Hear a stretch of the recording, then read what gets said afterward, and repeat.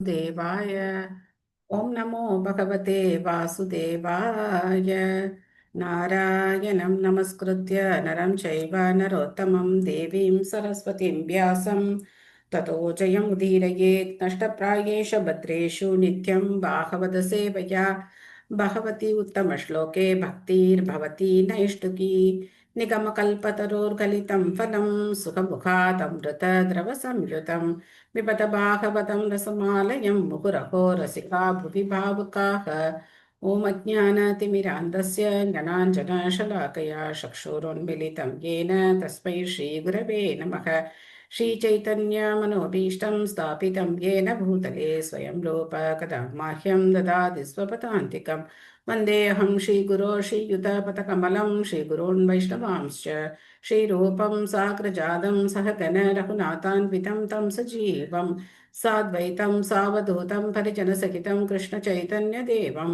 श्रीराधा कृष्णपादान् सहगण ललिता श्रीविशाखान्वितांश्च हे कृष्ण करुणा सिन्धो दीनबन्धो जगत्पते गोपेश गोपिका कान्त राधा कान्त नमोऽस्तु ते तप्त काञ्चन गौराङ्गी राधे वृन्दावनेश्वरी शभानुसुते देवी प्रणमामि हरिप्रिये वाञ्छाकल्पतरुभ्यश्च कृपा सिद्धुभ्य एव च पतितानां पावनेभ्यो वैष्णवेभ्यो नमो नमः नमो विष्णुपादाय कृष्णप्रेष्ठाय भूतले श्रीमते भक्तिवेदान्त स्वामिन्निति नामिने नमस्ते सारस्वते देवे गौरवाणी प्रचारिणे निर्विशेष शून्यवादी पाश्चात्य देशतारिणे जय श्री कृष्ण चैतन्य प्रभु नित्यानंद श्री अद्वैत गदाधर श्रीवासादि गौर भक्त वृंद हरे कृष्णा कृष्ण कृष्ण हरे हरे हरे राम राम राम हरे हरे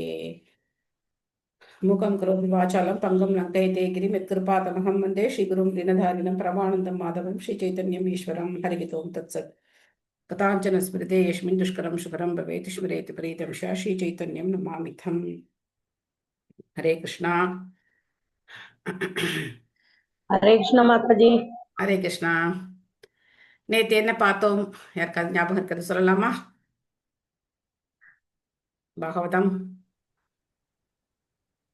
அர்ச்சுனன் அந்த உடலோடு சொக்குலோகம் போனார். ஊர்வசியை தாயமாரி என கூறினார். ஊர்வசி சாபம் கொடுத்து நீ அலியாக வேண்டும் என்று அஞ்ஞான வருஷத்தில் அதை பிரவகித்தார் விராட தேசத்தில். தேங்க்யூ பிரபு, தேங்க்யூ மாதாஜி அப்புறம் ஏதோ ஏதோ 10 ஏதோ சொன்னீங்க மாதாஜி. ஏதோ 2 10 10 ஏதோ சொன்னீங்கல்ல மாதாஜி. அது ஆண்டாளோட இது சொன்னாங்க. ஒரு டவுட் கேட்டாங்கல்ல மாதாஜி. சாந்தி மாதாஜி. ஓகே, அது எனக்கு கொஞ்சம் கிளாரிட்டி இல்ல மாதாஜி. அது அந்த 10ன்னு சொல்லி ஏதோ கேட்டாங்கல்ல மாதாஜி. என்ன 10? எனக்கு இங்க சாந்தி மாதாஜி டவுட் கேட்டாங்கல்ல மாதாஜி நேத்திக்கு. என்ன டவுட் கேட்டாங்க? எனக்கு ஞாபகம் இல்லை. அப்படியா? Okay Mataji, after the class நான் ஞாபகப்படுத்துறேன். Okay okay, thank you Mataji. Mataji நமஸ்காரம். நேற்று நமஸ்காரம். அர்ஜுனை பத்தி டீட்டெயிலா பார்த்தோம் மாதாஜி. ம் அவனுக்கு வந்து அர்ஜுனனுக்கு வந்து சாபம் கிடைச்சாலும் அதையும் வந்து வரமா அவர் வந்து பிருகநிலையா இருந்து யூஸ் பண்ணார். அது மாதிரி நம்மளும் கத்துக்கணும்னு சொன்னீங்க. எஸ், வெரி குட், தேங்க்யூ மாதாஜி. ஓகே, ஸ்ரீமத் பாகவதம் முதல் ஸ்கந்தம் 12வது அத்தியாயம். பரீட்சித் மகாராஜருடைய பிறப்பு, அவருடைய பெருமைகளை தான் நம்ம பார்த்துட்டு இருக்கோம். இன்னைக்கு 23வது ஸ்லோகம். பிதாமக சமக சாம்யே பிரசாதே கிரிசோபமக ஆஸ்ரயக சர்வபூதானாம் யதா தேவோரமாஸ்ரயக. மொழிபெயர்ப்பு பொருளுரை வழங்கியவர் திவிதராச பக்திவேதாந்த சுவாமி ஸ்ரீல பிரபுபாத் கி ஜெய். இக்குழந்தை சமத்துவமான மனநிலையில் பாட்னா யுதிஷ்டிரை போல அல்லது பிரம்மாவை போல் இருப்பார். இவர் கைலாசபதியான சிவபெருமானை போல் உதாரண குணம் உள்ளவராக இருப்பார். மேலும் லக்ஷ்மி தேவிக்கும் புகலிடமாக உள்ள பரமபுருஷ நாராயணரை போல் இவர் அனைவருக்கும் புகலிடமாக இருப்பார். இவருடைய பெருமைகள் இந்த மாதிரி சொல்லப்படுது. இதெல்லாம் மிகைப்படுத்தப்பட்டது கிடையாது. ஏன்னா பரீட்சித் மகாராஜருக்கு அந்த மாதிரியான குணநலன்கள் இருந்தது. ஒரு பக்தர்கிட்ட பகவானுக்கு இருக்கிற எல்லா குணநலன்களும் எல்லாமே இருக்கும் அப்படிங்கறத நாம தெரிஞ்சுக்கலாம். ஓகே, யார் படிக்கிறீங்க? அகிலா மாதாஜி படிக்கிறீங்களா? ஹரே கிருஷ்ணா படிக்கிறேன். ஹரே கிருஷ்ணன். மொழி பொருளுரை. ஸ்ரீல பிரபுபாதர் கி ஜெய். சமத்துவமான மனநிலை என்பது யுதிஷ்ட மகாராஜன் மற்றும் எல்லா ஜீவராசிகளுக்கும் பாட்டனாராகிய பிரம்மா ஆகிய இருவரையும் குறிக்கும். ஸ்ரீதர் சுவாமியின் கருத்துப்படி பாட்டனார் என்பது பிரம்மாவை குறிப்பதாகும். ஆனால் விஸ்வநாத சக்கரவர்த்தியின் கருத்துப்படி பாட்டனார் என்பது யுதிஷ்ட மகாராஜனையே குறிப்பதாகும். ஆனால் இரு விஷயத்திலும் ஓமை பொருத்தமாகவே உள்ளது. ஏனெனில் அவர்கள் இருவருமே பகவானின் அங்கீகரிக்கப்பட்ட பிரதிநிதிகள் ஆவர். இவ்வாறாக அவர்கள் இருவரும் ஜீவராசிகளின் பொதுநல சேவையில் ஈடுபட்டிருப்பதால் அவர்கள் சமத்துவமான மனநிலையை கொண்டவர்களாகத்தான் இருக்க வேண்டும். உயர்ந்த நிர்வாக பொறுப்பில் உள்ள எவரும் யாருக்காக அவர் உழைக்கிறாரோ அவர்களிடமிருந்தே வரும் பலமான தாக்குதல்களை பொறுத்து கொள்ள வேண்டியுள்ளது. மிக உயர்ந்த பூரணத்துவ நிலையை அடைந்த பகவான் பக்தர்களான கோபியர்களும் பிரம்மதேவரை நிந்தித்தனர். இக்குறிப்பிட்ட பிரபஞ்சத்தை சிருஷ்டித்தவரான பிரம்மதேவர் பகவானை காண்பதற்கு இடையூறாக இருக்கும் கண் இமைகளை படைத்ததற்காக கோபியர்கள் அவரது படைப்பில் அதிருப்தி அடைந்தனர். நொடி நேர கண் சுமிட்டலையும் அவர்களால் சகித்துக் கொள்ள இயலவில்லை. ஏனெனில் அவர்களது அன்பிற்குரியவரான பகவான் ஸ்ரீ கிருஷ்ணரை காண்பதற்கு அது தடையாக இருந்தது. ஆகவே பொறுப்பு மிக்கவர்களின் ஒவ்வொரு செயலிலும் இயல்பாகவே குற்றம் கண்டுபிடிப்பவர்களான மற்றவர்களை பற்றி கூற தேவையில்லை. இதே போலவே எதிரிகளால் உருவாக்கப்பட்ட பல கடினமான சூழ்நிலைகளை யுதிஷ்ட மகாராஜன் கடக்க வேண்டியிருந்தது. மேலும் எல்லா அசாதகமான சூழ்நிலைகளிலும் சமத்துவமான மனநிலையை பூரணமாக காக்கக்கூடியவர் என்பதையும் அவர் நிரூபித்தார். எனவே சமத்துவமான மனநிலையை பராமரிப்பதில் இவ்விரு பாட்டனார்களை பற்றிய உதாரணம் மிகவும் பொருத்தமானதாகும். பிச்சைக்காரர்களுக்கு பரிசுகளை அளிப்பவரான சிவபெருமான் ஒரு புகழ்பெற்ற தேவராவார். எனவே அவருக்கு ஆசுதோஷ் அல்லது மிக சுலபமாக திருப்திப்படுத்தப்படக்கூடியவர் என்ற பெயரும் உண்டு. அவருக்கு பூதநாத அல்லது இழிவடைந்த மக்களின் தலைவர் என்ற பெயரும் உண்டு. சிவபெருமான் பின் விளைவுகளை எண்ணி பார்க்காமலேயே மிக தாராளமாக பரிசுகளை அளிப்பதால் தான் அவரிடம் சாதாரண மக்கள் பற்று கொள்கின்றனர். ராவணன் சிவபெருமானிடம் மிகவும் பற்று கொண்டிருந்தான். அவரை சுலபமாக திருப்திப்படுத்திய ராவணன் பெரும் சக்தி படைத்தவனாக மாறினான். இதனால் பகவான் ஸ்ரீராமரின் அதிகாரத்தையும் அவன் எதிர்க்க துணிந்தான். ஆனால் சிவபெருமானின் இறைவனும் பரமபுருஷ பகவானும் ஆகிய ஸ்ரீராமருடன் அவன் போரிட்ட பொழுது சிவபெருமான் அவனுக்கு உதவவில்லை. விருகாசுரனுக்கு சிவபெருமான் வரம் அளித்த வரம் அபாயகரமானது மட்டுமல்லாமல் தொந்தரவு செய்யக்கூடியதும் ஆகும். யாருடைய தலையை தொட்டாலும் அது உடனே வெடித்துவிடும் வரத்தை சிவபெருமான் அவனுக்கு அளித்திருந்தார். சிவபெருமான் அளித்த இந்த வரத்தை அவர் மீதே பரீட்சித்து பார்க்க அந்த வஞ்சகன் விரும்பினான். இத்தொல்லையிலிருந்து தன்னை காப்பாற்றிக் கொள்ள சிவபெருமான் விஷ்ணுவிடம் புகலிடம் கொள்ள வேண்டியிருந்தது. இதில் உள்ள உயர்ந்த கருத்து என்னவென்றால் சிவபெருமான் யாருக்கும் எந்த வரத்தையும் கொடுக்க தயங்குவதில்லை. எனவே சில சமயங்களில் சில தவறுகளை அவர் செய்துவிட நேர்ந்தாலும் அவர் மிகவும் தாராள மனமுடையவர் ஆவர். ரமா என்பது லக்ஷ்மியை குறிப்பதாகும். லக்ஷ்மியின் புகலிடம் பகவான் விஷ்ணு ஆவார். அனைத்து ஜீவராசிகளையும் காப்பவர் பகவான் விஷ்ணுவே ஆவார். இவ்வுலகில் மட்டுமல்லாமல் மற்ற எல்லா நூற்றுக்கணக்கான ஆயிரக்கணக்கான கிரகங்களிலும் கூட எண்ணற்ற ஜீவராசிகள் உள்ளனர். இவர்கள் அனைவருக்கும் தன்னுணர்வை அடைவதற்கான எல்லா வசதிகளும் அளிக்கப்பட்டுள்ளன. ஆனால் புலன் நுகர்வு பாதையில் ஈடுபடும் இவர்கள் பொருளாதார முன்னேற்றத்தை குறிக்கோளாக கொண்டு பல கஷ்டங்களுக்கு உள்ளாகின்றனர். இத்தகைய பொருளாதார முன்னேற்றம் மாயையானது என்பதால் இது ஒருபோதும் வெற்றி அளிக்காது. இவர்கள் எப்பொழுதும் மாயாதேவியான லக்ஷ்மியின் கருணைக்காக ஏங்கி தவிக்கின்றனர். ஆனால் லக்ஷ்மி தேவியால் விஷ்ணுவின் பாதுகாப்பின் கீழ் மட்டுமே வாழ முடியும் என்பதை அவர்கள் அறியவில்லை. விஷ்ணு இல்லாமல் லக்ஷ்மி ஒரு மாயையாக மட்டுமே இருப்பாள். எனவே நேரடியாக லக்ஷ்மியிடம் புகலிடம் கொள்ள முயற்சிப்பதற்கு பதிலாக நாம் விஷ்ணுவிடம் புகலிடம் கொள்ள வேண்டும். விஷ்ணுவால் அல்லது அவர்களது பக்தர்களால் மட்டுமே எல்லோருக்கும் பாதுகாப்பு அளிக்க இயலும். மேலும் பரீட்சித் மகாராஜன் விஷ்ணுவால் நேரடியாக பாதுகாக்கப்பட்டவர் என்பதால் அவரது ஆட்சியின் கீழ் வாழ விரும்பும் அனைவருக்கும் பூரணமான பாதுகாப்பை வழங்குவது அவருக்கு சாத்தியமாகும். ஹரே கிருஷ்ணா. நன்றி. Hare Krishna. Thank you Mataji. Thank you Mataji. So இங்கே வந்து யுதிஷ்ட மகாராஜன் அப்புறம் பிரம்மதேவர் ரெண்டு பேருமே அவருக்கு பாட்டனார் அப்படின்னு சொல்லப்படுறாங்க. பொதுவாக பிதாமக பிரபிதாமக அப்படின்னாக்க அது பிரம்மாவை தான் குறிக்கும். ஏன் அப்படின்னா அவர் தான் எல்லாருக்கும் மூத்தவராக இருக்கார். அப்படி வந்து ஒரு கருத்து இருக்கு. ஆனால் யுதிஷ்ட மகாராஜர் தான் குறிக்குது அப்படின்னு சொல்லி விஸ்வநாத் சக்கரவர்த்தி தாக்கரார் சொல்றாரு அப்படின்னு இங்கே நமக்கு கொடுத்துருக்காரு. எப்படி இருந்தாலும் சரி, ஒரு ஏதாவது ஒரு தலைமை பொறுப்பில் இருக்கிறவங்களுக்கு யாருக்காக அவங்க சேவை செய்கிறாங்களோ அவங்க கிட்டேருந்து பல விமர்சனங்களை அவங்க எதிர்நோக்க வேண்டி இருக்கும். இது எல்லாருக்கும் பொருந்தும். இங்க வந்து பிரம்மாவுடைய படைப்பை பத்தி கோபியர்கள் என்ன குறை சொன்னாங்க? நீங்கள் எங்களுக்கு இமை அப்படின்னு படைச்சிட்டீங்க. அந்த இமை டபக்கு டபக்குன்னு அப்பப்போ கண்ணை வந்து மூடிக்குது. அதனால எங்களால் கிருஷ்ணரை பார்க்க முடியல, படைக்க கூட தெரியல இந்த பிரம்மாவுக்கு அப்படின்னு பிரம்மதேவரை குறை சொல்கிறாங்க. ஸோ அதை அவர் பொறுத்துக்கத்தான் வேணும். அந்த மாதிரி நீங்கள் எந்த நிர்வாகத்தை எடுத்துக்கிட்டாலும் சரி, அவங்க என்ன நோக்கத்தோட செயல்படுறாங்க அப்படின்னு எல்லாருக்கும் புரிய வைக்கணும்னு அவசியமும் கிடையாது. அதனால ஒரு பொறுப்புல இருக்கிறவங்க இந்த விமர்சனங்கள் எல்லாம் என்ன செய்யணும், பொறுத்து தான் போகணும். ஒவ்வொரு விமர்சனத்துக்கும் நம்ம வந்து பதிலுக்கு அந்த செயல்பட்டோம் அப்படின்னாக்க அப்ப நோக்கம் நிறைவேறாது. என்ன நோக்கத்துக்காக அந்த காரியம் செய்யறோமோ அந்த நோக்கம் நிறைவேறாது. அதனால இதெல்லாம் என்ன பண்ணணும், அப்படி ஓகே ரொம்ப முக்கியமானதா இருந்தா அது நம்மளுடைய நன்மைக்கானதா இருந்தா அதை நம்ம கன்சிடர் பண்ணலாம். மற்றபடி சின்ன சின்ன விஷயங்கள் எல்லாம் நம்ம வந்து பெருசுப்படுத்தக்கூடாது. ஸோ அப்போ இந்த மாதிரி பல கடினமான சூழ்நிலைகளை இதெல்லாம் வந்து யுதிஷ்ட மகாராஜன் கடந்தார். ஏன் அப்படின்னாக்க அவருடைய தம்பிகளே அப்பப்போ என்ன பண்ணிக்கிட்டே இருப்பாங்க, காட்டில் இருக்கும்போது சொல்லிக்கிட்டே தான் இருப்பாங்க, உங்களால தான் வந்தது, உங்களால தான் வந்தது, எப்போ பார்த்தாலும் தர்மம் நியாயம் அப்படின்னு சொல்லிகிட்டே இருந்தீங்க அப்படின்னு எல்லாத்தையும் பொறுத்து தான் போனார். ஆனால் அதே தம்பிகள் அவருடைய வெற்றிக்கு எல்லா உதவிகளையும் செஞ்சாங்க. அங்கே சண்டை போட்டிருந்தா என்ன ஆயிருக்கும், பிரிஞ்சிருப்பாங்க இல்லையா? எந்த நாளும் பாண்டவர்கள் பிரிஞ்சதே கிடையாது.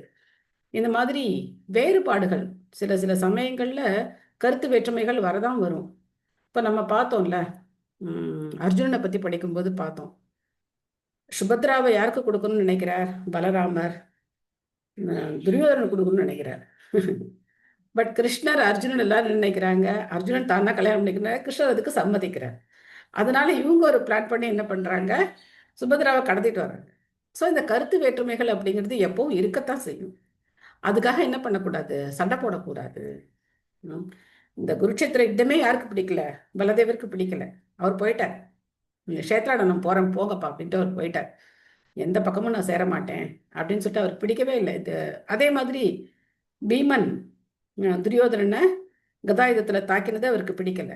எங்க பார்த்தாலும் இந்த மாதிரி சின்ன சின்ன கருத்து வேற்றுமைகள் வரத்தான் செய்யும்.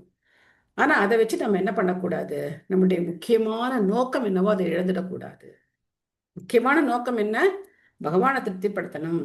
இப்போ நம்மளை பொறுத்த வரைக்கும் நம்ம பாகவதம் படிக்கிறோம். எதுக்காக பாகவதம் படிக்கிறோம், பாகவதத்துல பகவானுடைய லீலைகள் எல்லாம் ரொம்ப அழகா வர்ணிக்கப்பட்டிருக்கு. நம்ம அப்படி 12 அத்தியாயங்கள் வரைக்கும் வந்திருக்கோம்.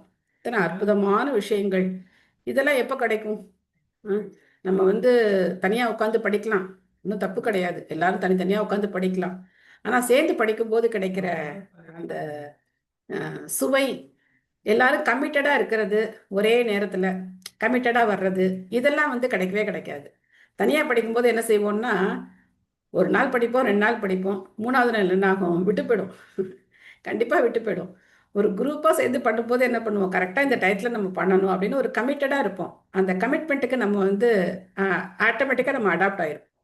அதனால சின்ன சின்ன விஷயங்களை நம்ம என்ன பண்ணக்கூடாது, பெரிதுபடுத்தக்கூடாது. பெரிதுபடுத்தாம நம்முடைய நோக்கத்துக்கு நம்ம வந்து முக்கியத்துவம் கொடுக்கணும். அதுதான் இந்த இதுலேருந்து நம்ம வந்து தெரிஞ்சுக்க வேண்டியது. அதுக்கப்புறம் சிவபெருமானுடைய இன்னொரு பேர் என்னன்னா ஆசுதோஷ் அப்படின்னு பேரு. ஒன்றும் வேண்டாம், ஒரு வில்வ இலையில அவருக்கு வந்து அர்ச்சனை பண்ணா போதும், ரொம்ப திருப்தி அடைஞ்சிடுவார். அவருக்கு பெரிய வழிபாடெல்லாம் ஒன்றும் தேவையில்லை. ரொம்ப எளிமையான வழிபாட்டில் சிவபெருமான் திருப்தி அடைஞ்சிருவார். அதே மாதிரி கேட்ட வரத்தை நல்லதா கெட்டதாலாம் பார்க்க மாட்டார், கொடுத்துருவார். அதுக்கப்புறம் வரம் வாங்கினவங்களுக்கு பிரச்சனை தான். அவங்களுக்கு என்ன, சிவபெருமான்கிட்ட வரம் வாங்கினவங்களுக்கு அந்த பணிவோ இதுவோ இருக்காது. இதுவே பகவானை வழிபட்டு அவர் மூலயமா வரம்னா என்ன, வெற்றி அடைஞ்சவங்கன்னு வச்சுக்கலாம். அவங்கெல்லாம் ரொம்ப பணிவோடு இருப்பாங்க. ஏன்னா பகவான் தன்னுடைய பக்தர்கள் கொஞ்சம் அகங்காரம் வந்தாலும் அவருக்கு பிடிக்காது. எதை வேணா பகவான் பொறுத்துக்குவார், பக்தர்களுடைய அகங்காரத்தை பகவான் பொறுத்துக்கவே மாட்டார். என்ன பண்ணுவார் பகவான், அவங்களுக்கு சரியான பாடம் கற்பிப்பார். உதாரணத்திற்கு நம்ம கோபியர்களே எடுத்துக்கலாம். அவங்கெல்லாம் என்ன நினைச்சாங்க, ஆஹா நான் தான் ரொம்ப ஸ்பெஷல் போல இருக்கு, கிருஷ்ணருக்கு நான் தான் ரொம்ப ஸ்பெஷல் போல இருக்கு, என் கூட தான் இருக்கார் கிருஷ்ணர் அப்படின்னு நினைச்சாங்க. உடனே மறைஞ்சு போயிட்டார். அங்கேருந்து அந்த ராசனத்திலேருந்து மறைஞ்சு போயிட்டார். அதுக்கப்புறம் எல்லாம் தேடு தேடு தேடு தேடு தேடு தேடு தேடுறாங்க. ஸோ அந்த சின்ன ஒரு இதை கூட கிருஷ்ணன் வந்து விரும்புறது கிடையாது. இது ஒன்றும் அகங்காரம்னு சொல்ல முடியாது நம்மளை பொறுத்த வரைக்கும். ஆனா அதை கூட பகவான் வந்து விரும்புறது கிடையாது. ஆக சிவபெருமானுடைய பக்தர்களுக்கு இதான் பிரச்சனை. அவங்க என்ன செய்யறாங்க? விஷ்ணுவே எதிர்க்க துணிகிறாங்க. பின்னாடி நம்ம 10வது காண்டம் படிக்கக்கூடிய பாக்கியம் இருந்ததுன்னா நம்ம பார்க்கலாம். பானாசுரன் ஒரு அசுரன். பானாசுரனுடைய மகள், அவங்க பேரு மறந்துட்டேன், யாருக்கா தெரிஞ்சா சொல்லலாம். அவங்களுக்கும் அனிருத்தருக்கும் தான் கல்யாணம் நடக்குது. உஷாங்க மாதாஜி. உஷா. ஸோ அப்போ பானாசுரன் சண்டைக்கு வருவார். அப்போ சிவபெருமான் என்ன பண்ணுவார்? பானாசுரனுக்கு உதவி பண்ணுவார். பகவானோட அவரும் சண்டை போடுவார். ரொம்ப வேடிக்கையா இருக்கும். இவர் வந்து நாராயண ஜுரம் அப்படின்னு ஒரு அஸ்திரத்தை விடுவார். அவர் வந்து சிவஜுரம் சிவஜுரம்னு ஒரு அஸ்திரம் விடுவார். ஸோ அவங்க 2 பேரும் சண்டை போட்டுப்பாங்க. பார்க்கலாம் நம்ம. அதுக்கப்புறம் சரணடைஞ்சிருவார் சிவபெருமான். கிருஷ்ணா புக்ல படிச்சோம் மாதா. ஸோ கிருஷ்ணா புக்ல வரும். இந்த மாதிரி ஃபுல்லாவே முடிச்சிட்டோம் மாதாஜி. ஆ? கிருஷ்ணா புக் ஃபுல்லாவே முடிச்சிட்டோம் மாதாஜி. பலபந்திர பிரபு தான் டெய்லியும் குவிஸ் மாதிரி வச்சு ஓ ஒரு சாப்டர் கொடுப்பாங்க மாதாஜி. ஓ முடிச்சிட்டீங்களா? பரவாயில்லையே. முடிச்சாச்சு மாதாஜி. அமைச்சதுனால எல்லாரும் படிச்சிட்டோம் சூப்பர். மாதாஜி. ஆ? ஈஸ்வரத்தை அமைச்சதுனால கிருஷ்ண எல்லாரும் ஜெயந்தியில ஆரம்பிச்சது மாதாஜி. ஆஹா. மாதாஜி இப்ப வந்து ஆண்டாள் பாசுரத்துல இருந்து கொஸ்டின் ஆன்சர் கேக்குறாரு. இப்ப டெய்லி அது பண்ணிக்கிட்டு இருக்கோம். ஓ சரி சரி சரி. எல்லாரையும் பிஸியா வச்சிருக்காரு அவரு. ஆமா ஆமா மாதாஜி. எல்லாம் பகவான் 10 மார்க் தான் மாதாஜி. 10 வாங்கினா போதுமே. ஸோ அந்த மாதிரி பகவானுடைய லீலைகள் அப்படிங்கிறது அற்புதமானது. இங்க நம்ம பார்க்கிறோம், ராவணன் சிவபெருமான்கிட்ட வரம் வாங்கி ராமரே எதிர்க்க தெரிஞ்சான். ஆனா ராமருக்கு சண்டை போடும்போது, ராமரோட சண்டை போடும்போது சிவபெருமான் அவருக்கு ஹெல்ப் பண்ணல. ஆனா பானாசுரனுக்கு ஹெல்ப் பண்றார். வரம் கொடுத்துருக்காரு பானாசுரனுக்கு, அதனால ஹெல்ப் பண்ணார். அதுக்கப்புறம் திரும்ப இந்த அரசன், இந்த விருகாசுரன் பத்தி எல்லாருக்கும் தெரியும். சிவபெருமான் தலையிலே போய் கை வைக்க பார்ப்பார். அதுக்கப்புறம் பகவான் தான் வந்து அவனோட தலையிலே கை வைக்கிற மாதிரி அவனை வந்து அழிச்சுப்பார். இந்த மாதிரிலாம் நம்ம பார்த்துருக்கோம். ஸோ அடுத்து லக்ஷ்மி தேவியை பற்றி சொல்லப்பட்டது ரொம்ப முக்கியமான விஷயம். ஸோ பகவான் இல்லாமல் லக்ஷ்மி தேவி மாயை தான் அப்படின்னு இங்கே பிரபுபா சொல்கிறார். இதுக்கு என்ன அர்த்தம் அப்படின்னா, நாம் பகவானுடைய சேவைக்காக லக்ஷ்மியை உபயோகப்படுத்தலை அப்படின்னு சொன்னால், கண்டிப்பாக அந்த லக்ஷ்மியை எதுக்காகத்தான் உபயோகப்படுத்துவோம்? மாயைக்காக தான் உபயோகப்படுத்துவோம். கண்டிப்பாக பக்திக்காக நம்ம கையில் இருக்கிற லக்ஷ்மியை நம்ம செலவு பண்ணலை அப்படின்னா கண்டிப்பாக அது மாயைக்கு தான் போகும். அதனால வெறும் தனியாக லக்ஷ்மி மட்டும் நினைக்கணும், வேணும்னு நினைக்கக்கூடாது. பகவானை வழிபடும் போது அந்த இடத்துல ஆட்டோமேட்டிக்காக லக்ஷ்மி தேவியும் வந்துருவாங்க. சர்வ சத்குண மகாத்மயே ஏஷ கிருஷ்ணம் மனுவிரதக ரந்தி தேவ இவோதாரோ யயாதிர் இவதார்மிக. இக்குழந்தை பகவான் ஸ்ரீ கிருஷ்ணன் அடிச்சுவடுகளை பின்பற்றுவார் என்பதால் கிட்டத்தட்ட அவருக்கு நிகரானவராகவே இருப்பார். பெருந்தன்மையில் இவர் ரந்திதேவ மகாராஜனின் பெருமைக்கு இணையானவராக இருப்பார். மேலும் மதத்தில் இவர் யயாதி மகாராஜனை போன்று இருப்பார். ரந்தி தேவருடைய கதையும் சொல்லப்பட போகுது. யயாதி தேவர் எல்லாரை பத்தியும் நம்ம வந்து படிக்கலாம். பொருளுரை நெக்ஸ்ட் யார் படிக்கிறீங்க? பொன்மணி மாதாஜி படிக்கிறீங்களா? ஹரே கிருஷ்ண மாதாஜி. பிரணாம். பொருளுரை வழங்கியவர் திரு ஆசா பக்தி வேதாந்த சுவாமி ஸ்ரீல பிரபுபாதா கி ஜெய். ஒருவன் அனைத்தையும் துறந்து பகவானின் அடிச்சுவடுகளை மட்டுமே பின்பற்ற வேண்டும் என்பதே பகவத்கீதையில் பகவான் ஸ்ரீ கிருஷ்ணரால் அருளப்பட்ட இறுதியான உபதேசமாகும். குறைமதியாளர்கள் பகவானின் இச்சிறந்த உபதேசத்தை ஏற்றுக்கொள்வதில்லை. ஆனால் உண்மையில் புத்திசாலியாக உள்ள ஒருவர் மேலான இந்த உபதேசத்தை பற்றி கொண்டு மிக உயர்ந்த நன்மையை அடைகிறார். குணங்களை பெறுவதற்கு சகவாசமே காரணம் என்பதை மூடர்கள் அறிவதில்லை. நெருப்புடன் தொடர்பு கொள்வதால் ஒரு பொருள் வெப்பமடையதாகிறது. பௌதிக விஷயத்திலும் இதுவே உண்மையாக உள்ளது. எனவே பகவானுடன் தொடர்பு கொள்வதால் ஒருவர் பகவானைப் போல் தகுதியுள்ளவராகிறார். முன்பே நாம் விளக்கியிருப்பதைப் போல் பகவானுடன் கொள்ளும் நெருங்கிய உறவினால் அவரது தெய்வீக குணங்களில் 78% ஒருவர் அடைய பெறலாம். பகவானின் உபதேசங்களை பின்பற்றுவதென்பது அவருடன் சகவாசம் கொள்ளுதல் என்பதாகும். பௌதிக பொருளொன்று நேரடியாக நம்முடன் இருந்தால்தான் அதன் உறவை நம்மால் உணர முடியும். பகவான் அத்தகைய ஒரு பௌதிக பொருள் அல்ல. பகவான் எல்லா இடங்களிலும் எப்பொழுதும் இருக்கிறார். அவரது உபதேசங்களை பின்பற்றுவதாலேயே அவருடன் சகவாசம் கொள்வது சாத்தியமாகும். ஏனெனில் பகவானும் அவரது உபதேசமும் மற்றும் அவரது நாமம், புகழ், குணங்கள் மற்றும் உபகரணங்கள் ஆகிய அனைத்தும் அவருடன் எல்லா வகையிலும் ஒத்திருப்பவையாகும். பரீட்சித் மகாராஜன் அவரது தாயின் கருப்பைக்குள் இருந்த சமயத்திலிருந்து மதிப்புயர்ந்த அவரது வாழ்வின் இறுதி நாள் வரை பகவானுடன் சகவாசம் கொண்டிருந்தார் என்பதால் பகவானின் எல்லா நற்குணங்களையும் அவர் பூரணமாக பெற்றார். ரந்தி தேவர் இவர் மகாபாரத காலத்திற்கு முன்பே இருந்த பழங்கால அரசராவார். சஞ்சயனுக்கு உபதேசிக்கும் வேளையில் நாரத முனிவர் இவரை பற்றி குறிப்பிடுகிறார். இது மகாபாரதத்தில் துரோண பர்வம் 67 உள்ளது. இவர் மிகச்சிறந்த ஓர் அரசரும் உணவு விநியோகத்தின் தாராள மனம் படைத்தவரும் ஆவார். இவரது தான தர்மங்களை பகவான் ஸ்ரீகிருஷ்ணரே புகழ்ந்துள்ளார். வசிஷ்ட முனிவருக்கு இவர் குளிர்ந்த நீரை அளித்ததால் வசிஷ்டரால் இவர் ஆசீர்வதிக்கப்பட்டு ஸ்வர்கலோகத்தை அடைந்தார். பழங்கள், கிழங்குகள் மற்றும் இலைகள் போன்றவற்றை இவர் ரிஷிகளுக்கு அளிப்பது வழக்கம். இதனால் நமது ஆசைகளை நிறைவேற்றிக் கொள்ளும் ஆசீர்வாதத்தை அவர்களிடமிருந்து அவர் பெற்றார்.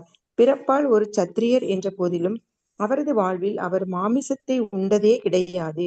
குறிப்பாக இவர் வசிஷ்ட முனிவரை நன்கு உபசரித்தார். எனவே வசிஷ்டரின் ஆசியால் தான் இவர் ஸ்வர்க்க வாழ்வை பெற்றார். காலையிலும் மாலையிலும் நினைவு கூறப்படும் பக்தியுள்ள அரசர்களின் பெயர்களில் இவருடைய பெயரும் ஒன்றாகும். யயாதி புகழ்பெற்ற உலக பேரரசரான இவர் உலகிலுள்ள எல்லா பெரிய நாடுகளுக்கும் ஆதியான முன்னோராவார். ஆரிய மற்றும் இந்திய ஐரோப்பிய வம்சத்தைச் சேர்ந்தவரான இவர் நகுஷ மகாராஜனின் மகனாவார். இவரது மூத்த சகோதரர் முக்தி பெற்றவராகவும் புகழ்பெற்ற யோகியாகவும் இருந்த காரணத்தால் இவர் உலக பேரரசர் ஆனார். சில ஆயிரக்கணக்கான ஆண்டுகளாக உலகை ஆண்டு வந்த இவரது இளமை ஆண்மை மிக்கதாகவும் காதல் கதைகள் நிறைந்ததாகவும் இருந்த போதிலும் இவர் நிறைவேற்றிய பல யாகங்களும் புண்ணிய செயல்களும் சரித்திரத்தில் குறிக்கப்பட்டுள்ளன. சுக்ராச்சாரியாரின் பேரன்பிற்குரிய மகளான தேவயானியின் காதல் வலையில் அவர் விழுந்தார். தேவயானி அவரை மணக்க விரும்பினாள். ஆனால் அவள் ஒரு பிராமணரின் மகள் என்பதால் முதலில் அவர் மறுத்தார். சாஸ்திரங்களின்படி பிராமணர் ஒருவர் மற்றொரு பிராமணரின் மகளை திருமணம் செய்து கொள்ளலாம். உலகில் தேவையற்ற மக்கள் தொகையை பற்றிய விஷயத்தில் அவர்கள் மிகவும் ஜாக்கிரதையாக இருந்தனர். திருமண விலக்கு என்னும் இச்சட்டத்தை திருத்தி சுக்ராச்சாரியார் தேவயானியை ஏற்றுக்கொள்ளும்படி யயாதி மகாராஜனை தூண்டினார். தேவயானைக்கு சர்மிஷ்டா என்னும் தோழி ஒருத்தி இருந்தாள். அவளும் யயாதியிடம் காதல் கொண்டு தேவயானியுடன் சென்றாள். யயாதி மகாராஜன் சர்மிஷ்டாவை அவரது படுக்கை அறைக்குள் அனுமதிக்க கூடாதென்று சுக்ராச்சாரியார் தடை விதித்தார். என்றாலும் அந்த உத்தரவை அவரால் உறுதியாக பின்பற்ற முடியவில்லை. சர்மிஷ்டாவையும் அவர் ரகசியமாக திருமணம் செய்து கொண்டு அவள் மூலமாக மகன்களை பெற்றார். இதையறிந்த தேவயானி தன் தந்தையிடம் சென்று முறையிட்டாள். யயாதி தேவயானியை அழைத்து வர மாமனாரின் இடத்திற்கு சென்ற பொழுது சுக்ராச்சாரியார் கோபம் கொண்டு இவரை கிழவனாகும்படி சபித்து விட்டார். சாபத்தை விலக்கிவிடும்படி யயாதி மாமனாரிடம் மன்றாடினார். ஆனால் முனிவர் யயாதியிடம் இளமையை அவரது மகன்களிடமிருந்து கேட்டு பெறுமாறும் இவரது இளமைக்கு பதிலாக அவரது மகன்கள் முதுமையடைய வேண்டும் என்றும் கூறினார். இவருக்கு தேவயானியின் மூலமாக 2 மகன்களும் சர்மிஷ்டாவின் மூலமாக 3 மகன்களும் பிறந்தனர். யது, துர்வாசு, துர்வசு, துர்ஹ்யு, அனு மற்றும் பூரு ஆகிய இந்த 5 மகன்களிலிருந்து புகழ்பெற்ற 5 வம்சங்கள் தோன்றி உலகமெங்கும் பரவின. அவை முறையே யது வம்சம், யவன வம்சம், போஜ வம்சம், மேலேச்ச வம்சம் மற்றும் பௌரவ வம்சம் ஆகியவை ஆகும். இவரது புண்ணிய செயல்களின் பலனாக இவர் ஸ்வர்கலோகங்களை அடைந்தார். ஆனால் மற்ற சிறந்த ஆத்மாக்களை நிந்தித்ததாலும் சுய விளம்பரத்தாலும் அந்நிலையிலிருந்து அவர் விழுந்தார். அவரது வீழ்ச்சிக்கு பின் அவரது மகளும் பேரனும் தாரை வார்த்து கொடுத்துவிட்ட அவர்களுடைய புண்ணியங்களாலும் மேலும் அவரது நண்பரான சிபி மற்றும் குபேரன் ஆகியோரின் உதவியாலும் அவர் மீண்டும் ஸ்வர்கலோகத்திற்கு உயர்த்தப்பட்டு யமராஜனின் சட்டசபை உறுப்பினர்களில் ஒருவரானார். யமராஜருடன் ஒரு பக்தராக வாழ்ந்து வருகிறார். இவர் 1000க்கும் மேற்பட்ட வெவ்வேறு யாகங்களை நிறைவேற்றினார். தாராளமாக தான தர்மங்களை செய்தார். மேலும் இவர் மிகவும் செல்வாக்குள்ள ஓர் அரசராகவும் இருந்தார். கம்பீரமான அவரது சக்தி உலகமெங்கும் உணரப்பட்டது. இவர் சிற்றின்ப ஆசைகளின் தொல்லைக்குட்பட்ட பொழுது இவரது இளைய மகனான பூரு தனது இளமையை இவருக்கு தாரை வார்த்து கொடுத்துவிட சம்மதித்தார். இறுதியாக இவர் பௌதிக வாழ்வை துறந்து அவரது இளமையை மீண்டும் அவரது மகனிடம் திருப்பிக் கொடுத்து விட்டார். ராஜ்யத்தை அவர் பூருவிடம் ஒப்படைத்துவிட விரும்பினார். ஆனால் அவரிடம் உயர் பதவியில் இருந்தவர்களும் அவரது பிரஜைகளும் இதற்கு சம்மதிக்கவில்லை. ஆனால் பூருவின் உயர்வை அவர் விளக்கிக் கூறியதும் அவரை அவர்கள் அரசராக ஏற்றுக்கொள்ள சம்மதித்தனர். இவ்வாறாக பேரரசரான யயாதி குடும்பத்தையும் வீட்டையும் துறந்து காட்டிற்கு சென்றார். Thank you Mataji. Hare Krishna. Hare Krishna. Thank you Mataji. So நீண்ட சரித்திரங்கள் பார்க்குறோம். ஸோ நம்ம வந்து முன்னாடியே இதை பற்றி பார்த்துருக்கோம். ஒவ்வொருத்தர் எவ்வளவு பர்சன்டேஜ் பகவானுடைய குணங்களை அடைய முடியும் அப்படின்னு சொல்லி. ஸோ பிரபா சொல்கிறார், ஒருத்தர் வந்து 78% வரை பகவானுடைய குணங்களை அடைய முடியும் அப்படின்னு சொல்கிறார். இதுக்கு ஒரு உதாரணம், அற்புதமான உதாரணம். ஒரு இரும்பு கம்பி இருக்கு அப்படின்னாக்க அந்த இரும்புக்கு நெருப்போட தன்மைகள் எல்லாம் எதுவும் கிடையாது இல்லையா? ஆனா அதே இரும்பு நெருப்போட தொடர்பு கொள்ளும் போது அந்த இரும்பு என்ன ஆயிடும், அப்படியே நெருப்பு மாதிரியே பழுத்து வந்துடும். அப்போ அதுக்கு நெருப்போட தன்மைகள் வந்துடும். அது மாதிரி யார் வந்து பகவானோட எப்பவுமே தொடர்பு வச்சிருக்காங்களோ அவங்களுக்கு பகவானுடைய குணங்கள் எல்லாம் இருக்கும் அப்படின்னு சொல்றார். அவங்க பகவான் ஆயிட மாட்டாங்க. அந்த வித்தியாசத்தை புரிஞ்சுக்கணும். அவங்க கடவுள் ஆயிட மாட்டாங்க. பட் பகவானுடைய குணங்கள்ல 78% வரை அவங்க அடையலாம் அப்படின்னு சொல்றார். ஸோ அப்படி பரீட்சித் மகாராஜர் பிறக்கிறதுலேருந்தே அவர் வந்து பகவானுடைய சகவாசம், பௌதிகமான பொருட்களுக்கு தான் நேரடியான சகவாசம் தேவை அப்படிங்கிறது. ஆனா பகவானுக்கு அந்த மாதிரி கிடையாது. பகவானுடைய நாமத்துக்கும் பகவானுக்கும் எந்த வித்தியாசமும் கிடையாது. பாகவதத்துக்கும் பகவானுக்கும் எந்த வித்தியாசமும் கிடையாது. அவருடைய லீலைகள் நடந்த தாமத்துக்கும் அவருக்கும் எந்த வித்தியாசமும் கிடையாது. இந்த மாதிரி பகவானோட எப்பவுமே நம்ம வந்து எந்த விதத்துல வேணா நம்ம வந்து தொடர்பு கொள்ளலாம். அப்புறம் ரந்தி தேவரை பத்தி ஏற்கனவே வந்து நம்ம படிச்சிருக்கோம். அதாவது இப்ப இங்க படிச்சோம். ரந்தி தேவர் வந்து சிவபெருமானுக்கு ஒரு தடவை வந்து இவர் ஒரு விரதம் இருப்பார். அப்போ கொஞ்சம் தண்ணி மட்டும்தான் இருக்கும் குடிக்கிறதுக்கு. அதையும் என்ன பண்ணுவார் அப்படின்னாக்க தானம் கொடுத்துருவார். சிவபெருமான் வந்து கேட்கும்போது ஒரு மாறுவேடத்துல வந்து கேட்பார், அதையும் கொடுத்துருவார். ஸோ அதனால இவர் வந்து தான தர்மங்கள் செய்யறதுல ரொம்ப உயர்ந்த புகழ் பெற்றவர். யயாதியை பத்தி நம்ம முன்னாடியே படிச்சோம். சிபி சக்கரவர்த்தியை பத்தி படிக்கும்போது அப்போ அவங்க படிச்சோம். அவருடைய நண்பர் அப்படின்னு பார்த்தோம். இங்க நீண்ட விளக்கம் நம்ம வந்து படிச்சிருக்கோம். ஸோ இந்த கதை தேவையா? சுக்கராச்சாரியார், தேவயானி, சர்மிஷ்டா படிச்சாச்சே, சொல்லலாமா? ஸோ தேவயானி, சர்மிஷ்டா இவங்க வந்து தேவயானி வந்து சுக்கராச்சாரியருடைய மகள், சர்மிஷ்டா அரசருடைய மகள். சுக்கராச்சாரியார் தெரியும், அசுரகுரு. ஸோ அந்த அசுர மன்னனுடைய மகள் தான் சர்மிஷ்டா. இவங்கெல்லாம் சேர்ந்து ஒரு பிக்னிக் போகிறாங்க. போய் அங்கே விளையாடிட்டு இருக்காங்க, எல்லாம் பண்ணிட்டு இருக்காங்க. அப்போ என்ன ஆகுது, தவறுதலா தேவயானி வந்து எல்லாரும் குளிக்கும்போது ஒருத்தருக்கொத்தர் உடைகளை வந்து மாற்றி போட்டுடுறாங்க. ஸோ அதனால சண்டை வந்துடுது. தேவயானிக்கும் சர்மிஷ்டா அவங்க பெண்களுக்கெல்லாம் சண்டை வந்துடுது. நீ என்ன அவ்வளோ வசதியா, என்னுடைய துணியை நீ எப்படி போடலாம் அப்படின்னு சொல்லி ஒருத்தருக்கொத்தர் சண்டை போட்டு என்ன பண்ணுறாங்க, தேவயானி வந்து கிணத்துல விழுந்துடுறாங்க, தள்ளி விட்டுறாங்க. ஸோ தேவயானி இந்த கிணத்துல விழுந்திருக்காங்க.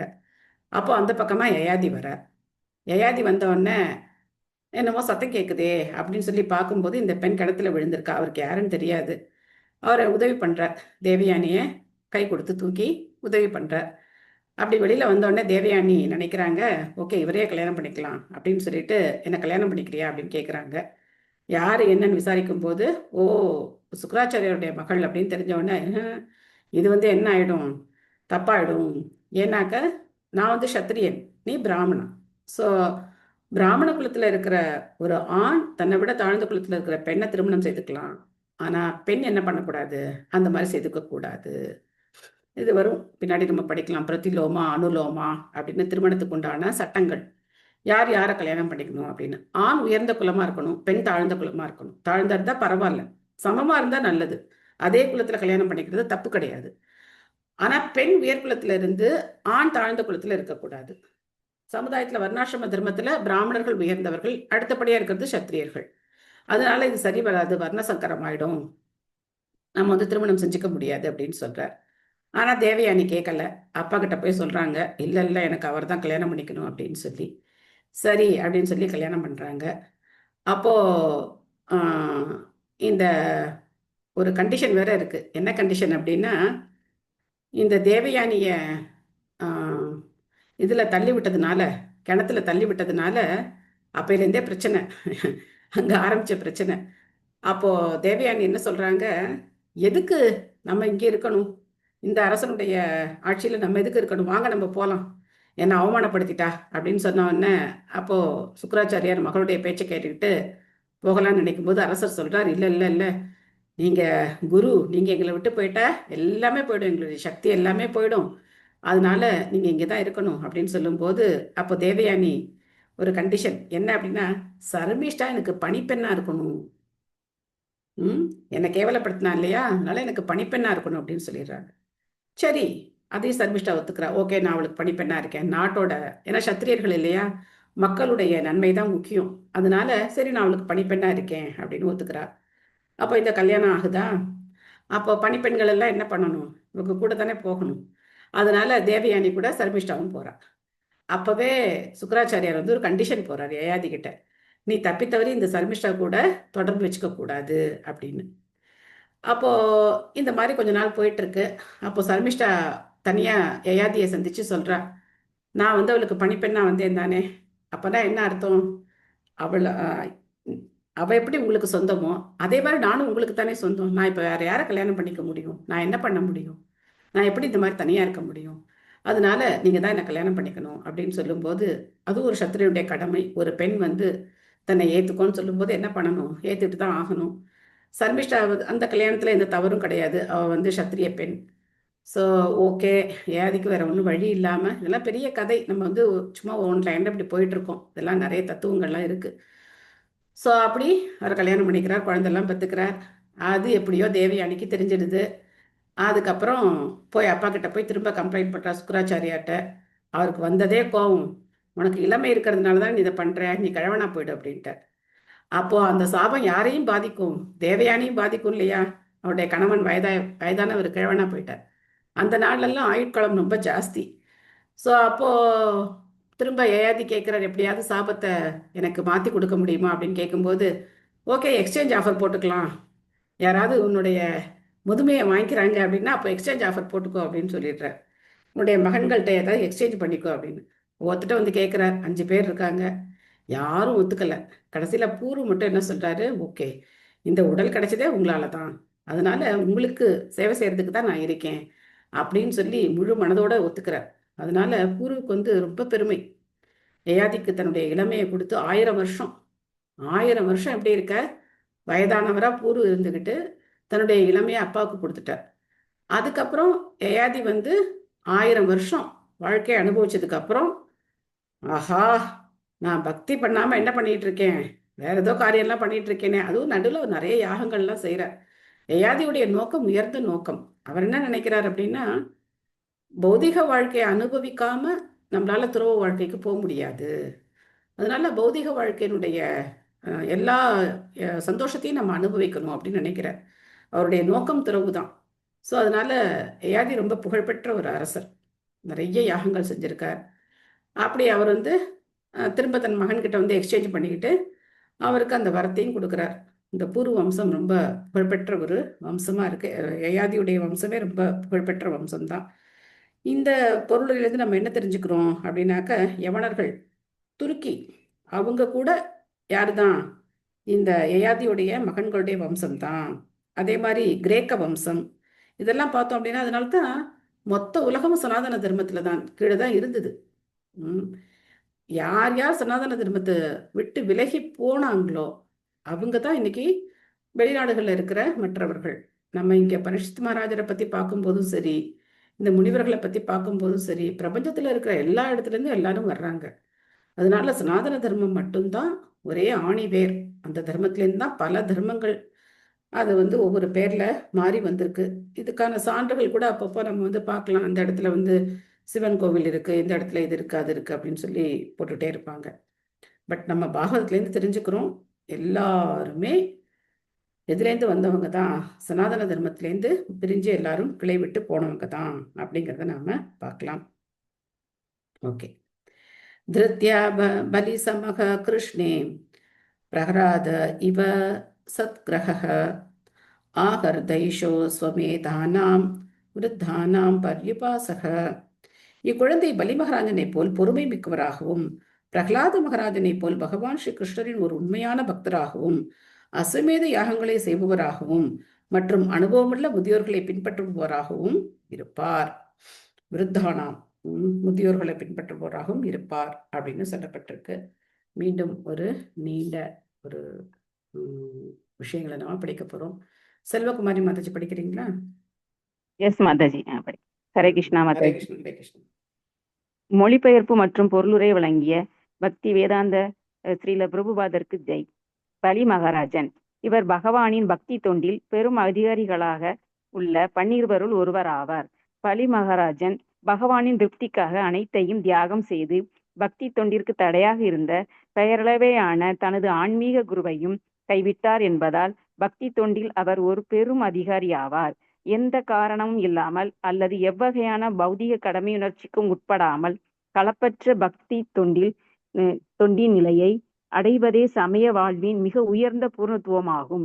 பலி மகாராஜன் பகவானின் திருப்திக்காக அனைத்தையும் புறக்க உறுதி கொண்டார். அதில் உண்டாகக்கூடிய இடையூறுகளையும் அவர் பொருட்படுத்தவில்லை. இவர் பகவானின் பக்தி தொண்டில் மற்றொரு அதிகாரியாக உள்ள பிரகலாத மகாராஜனின் பேரனாவார்.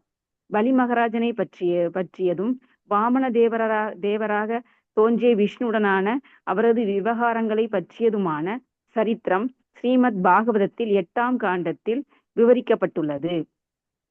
பிரகலாத மகாராஜன் இவர் பகவான் ஸ்ரீ கிருஷ்ணரின் ஒரு பூரணமான பக்தர் ஆவார். இவர் பகவானின் தூய பக்தராக இருந்ததால் 5 வயதே நிரம்பியவரான இவர் தமது தந்தையான ஹிரண்யகசிபுவால் கடுமையாக துன்புறுத்தப்பட்டார். ஹிரண்யகசிபுவின் முதல் மகனான இவரது தாயாரின் பெயர் கயாது என்பதாகும். இவர் பகவான் நரசிம்ம தேவரால் தமது தந்தையை கொல்ல செய்தார். மேலும் தந்தையொருவர் தூய பக்தி தொண்டின் வழியில் இடையூறாக இருந்தால் அத்தகைய ஒரு தந்தையை அகற்றிவிட வேண்டும் என்ற உதாரணத்தையும் இவர் அமைத்து காட்டினார். இதனால் பிரகலாத மகாராஜனும் பகவானின் பக்தி தொண்டில் ஒரு அதிகாரியாவார். இவருக்கு 4 மகன்கள் இருந்தனர். இவரது மூத்த மகனான விரோச்சனர் பலி மகாராஜனின் தந்தையாவார். பிரகலாத மகாராஜனின் செயல்களை பற்றிய வரலாறு ஸ்ரீமத் பாகவதத்தில் 7ஆம் காண்டத்தில் விவரிக்கப்பட்டுள்ளது. ஹரே கிருஷ்ணா மாதாஜி. ஹரே கிருஷ்ணா. தேங்க்யூ மாதாஜி.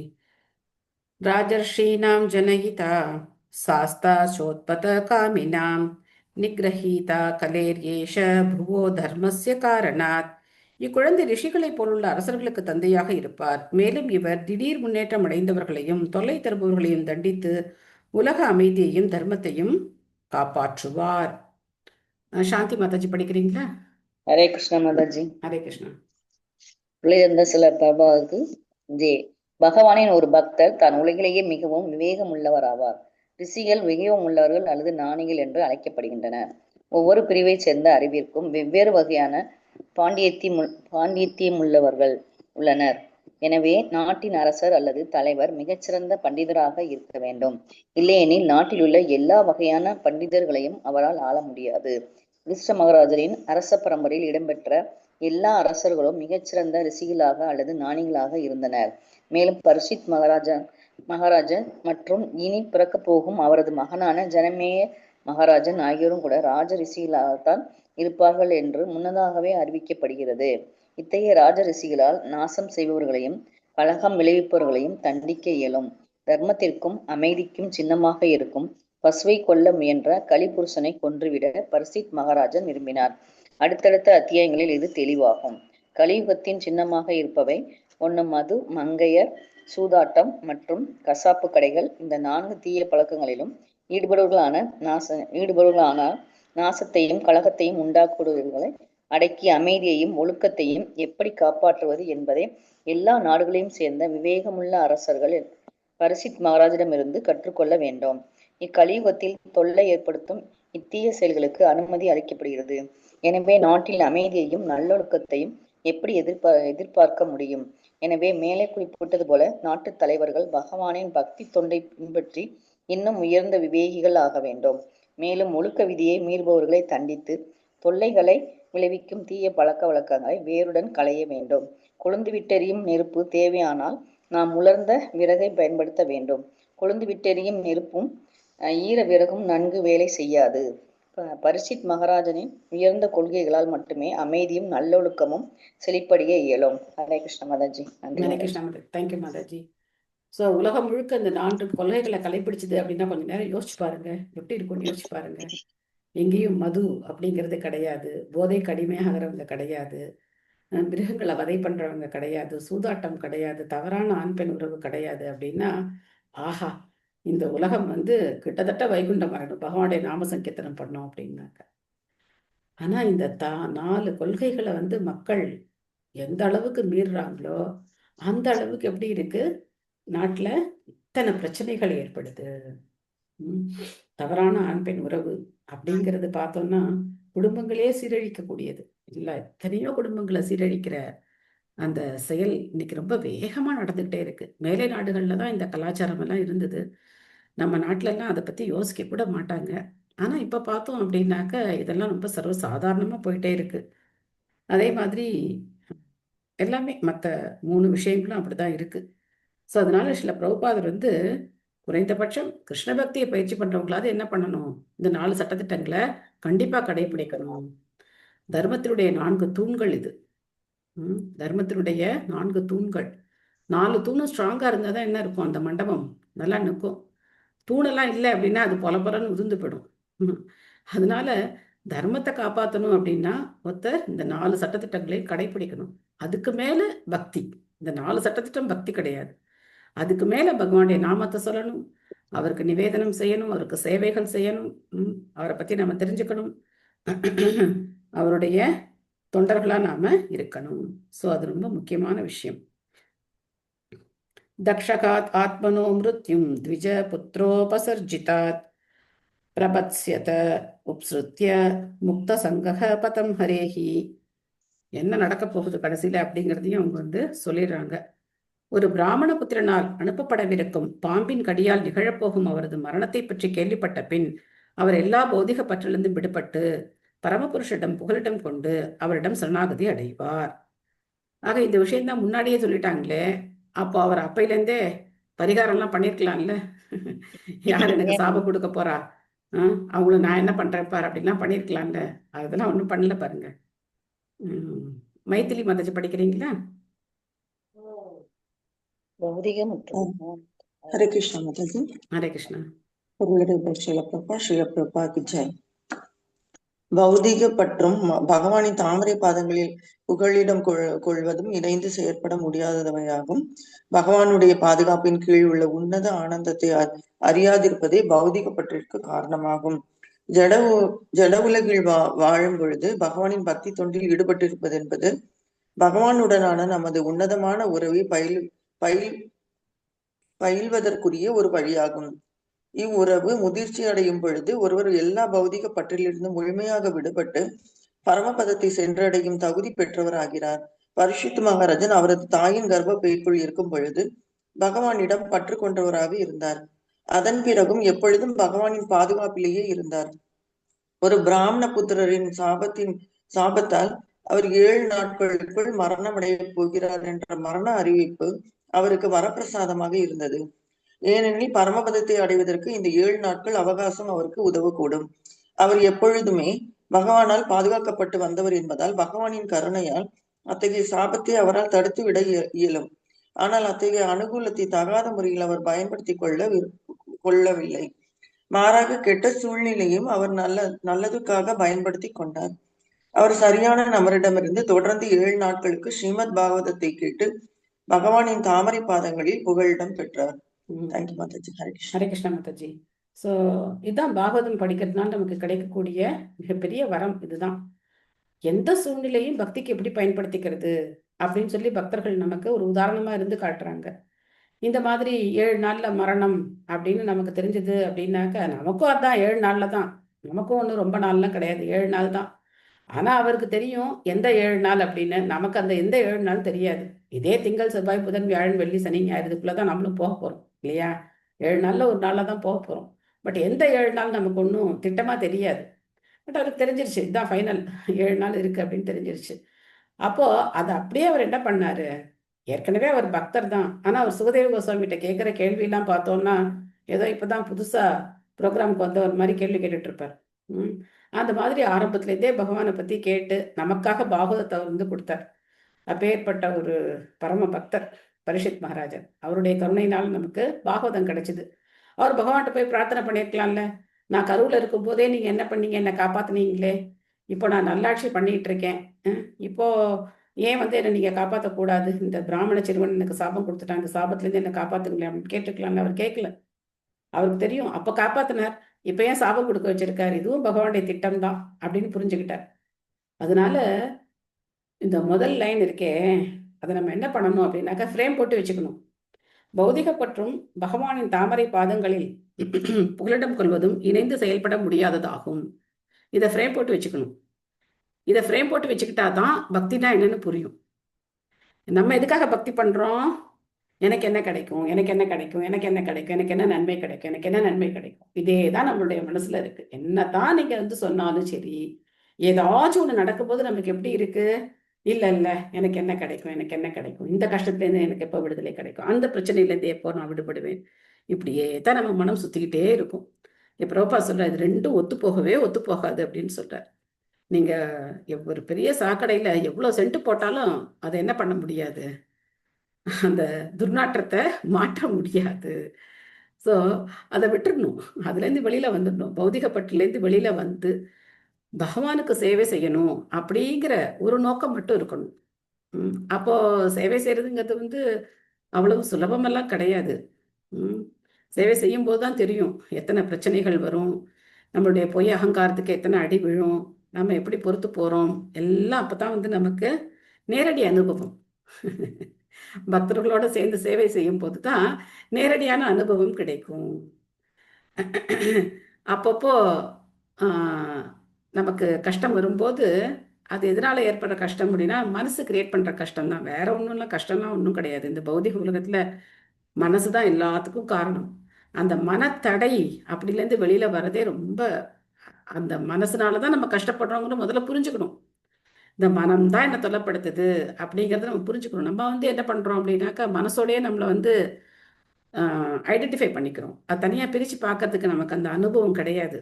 அதனால மனசு என்னென்ன சொல்லுதோ, மனசு எப்படி செயல்படுதோ அதெல்லாம் என்னுடைய எண்ணங்கள், என்னுடைய செயல்கள் அப்படின்னு நினைச்சு நாம அதோடயே நம்மளை வந்து ஒன்னாக்கிக்கிறோம். அப்போ நமக்கு புரியல இது என்னுடைய கஷ்டம் அப்படின்னு நினைச்சுக்கிறோம். உண்மையிலே ஆத்மாவுக்கு எந்த பிரச்சனையும் கிடையாது. ஆத்மாவுக்கு இந்த பௌதிக உலகத்தோட எந்த சம்பந்தமும் கிடையாது, எந்த பிரச்சனையும் கிடையாது. பிரபுபாதர் வந்து ஆத்மாவுடைய குணங்களை சொல்லும்போது சொல்றார் ஒரு ஸ்டேட்மெண்ட் எனக்கு ரொம்ப மனசுல அது வந்து ஆழமா இருக்கும்.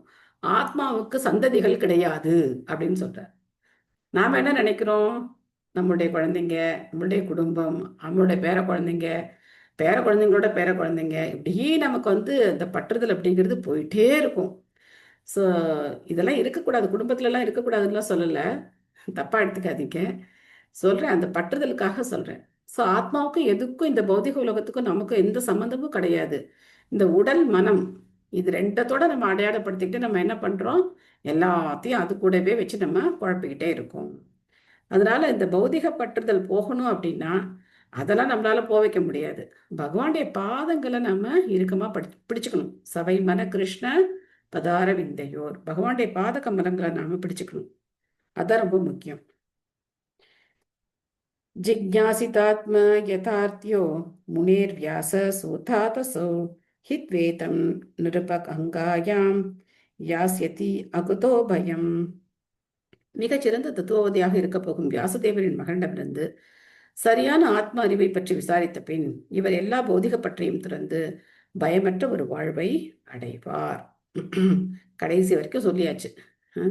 இவர் வந்து இந்த மாதிரி சாபம் கிடைக்க போகுது, இந்த குழந்தை அப்பதான் பிறந்திருக்கு, எல்லாத்தையும் அவங்க கணிச்சு எத்தனையோ வருஷங்கள் கழிச்சு நடக்க போறது கூட அவங்க வந்து துல்லியமா கணிச்சு சொல்லிடுறாங்க.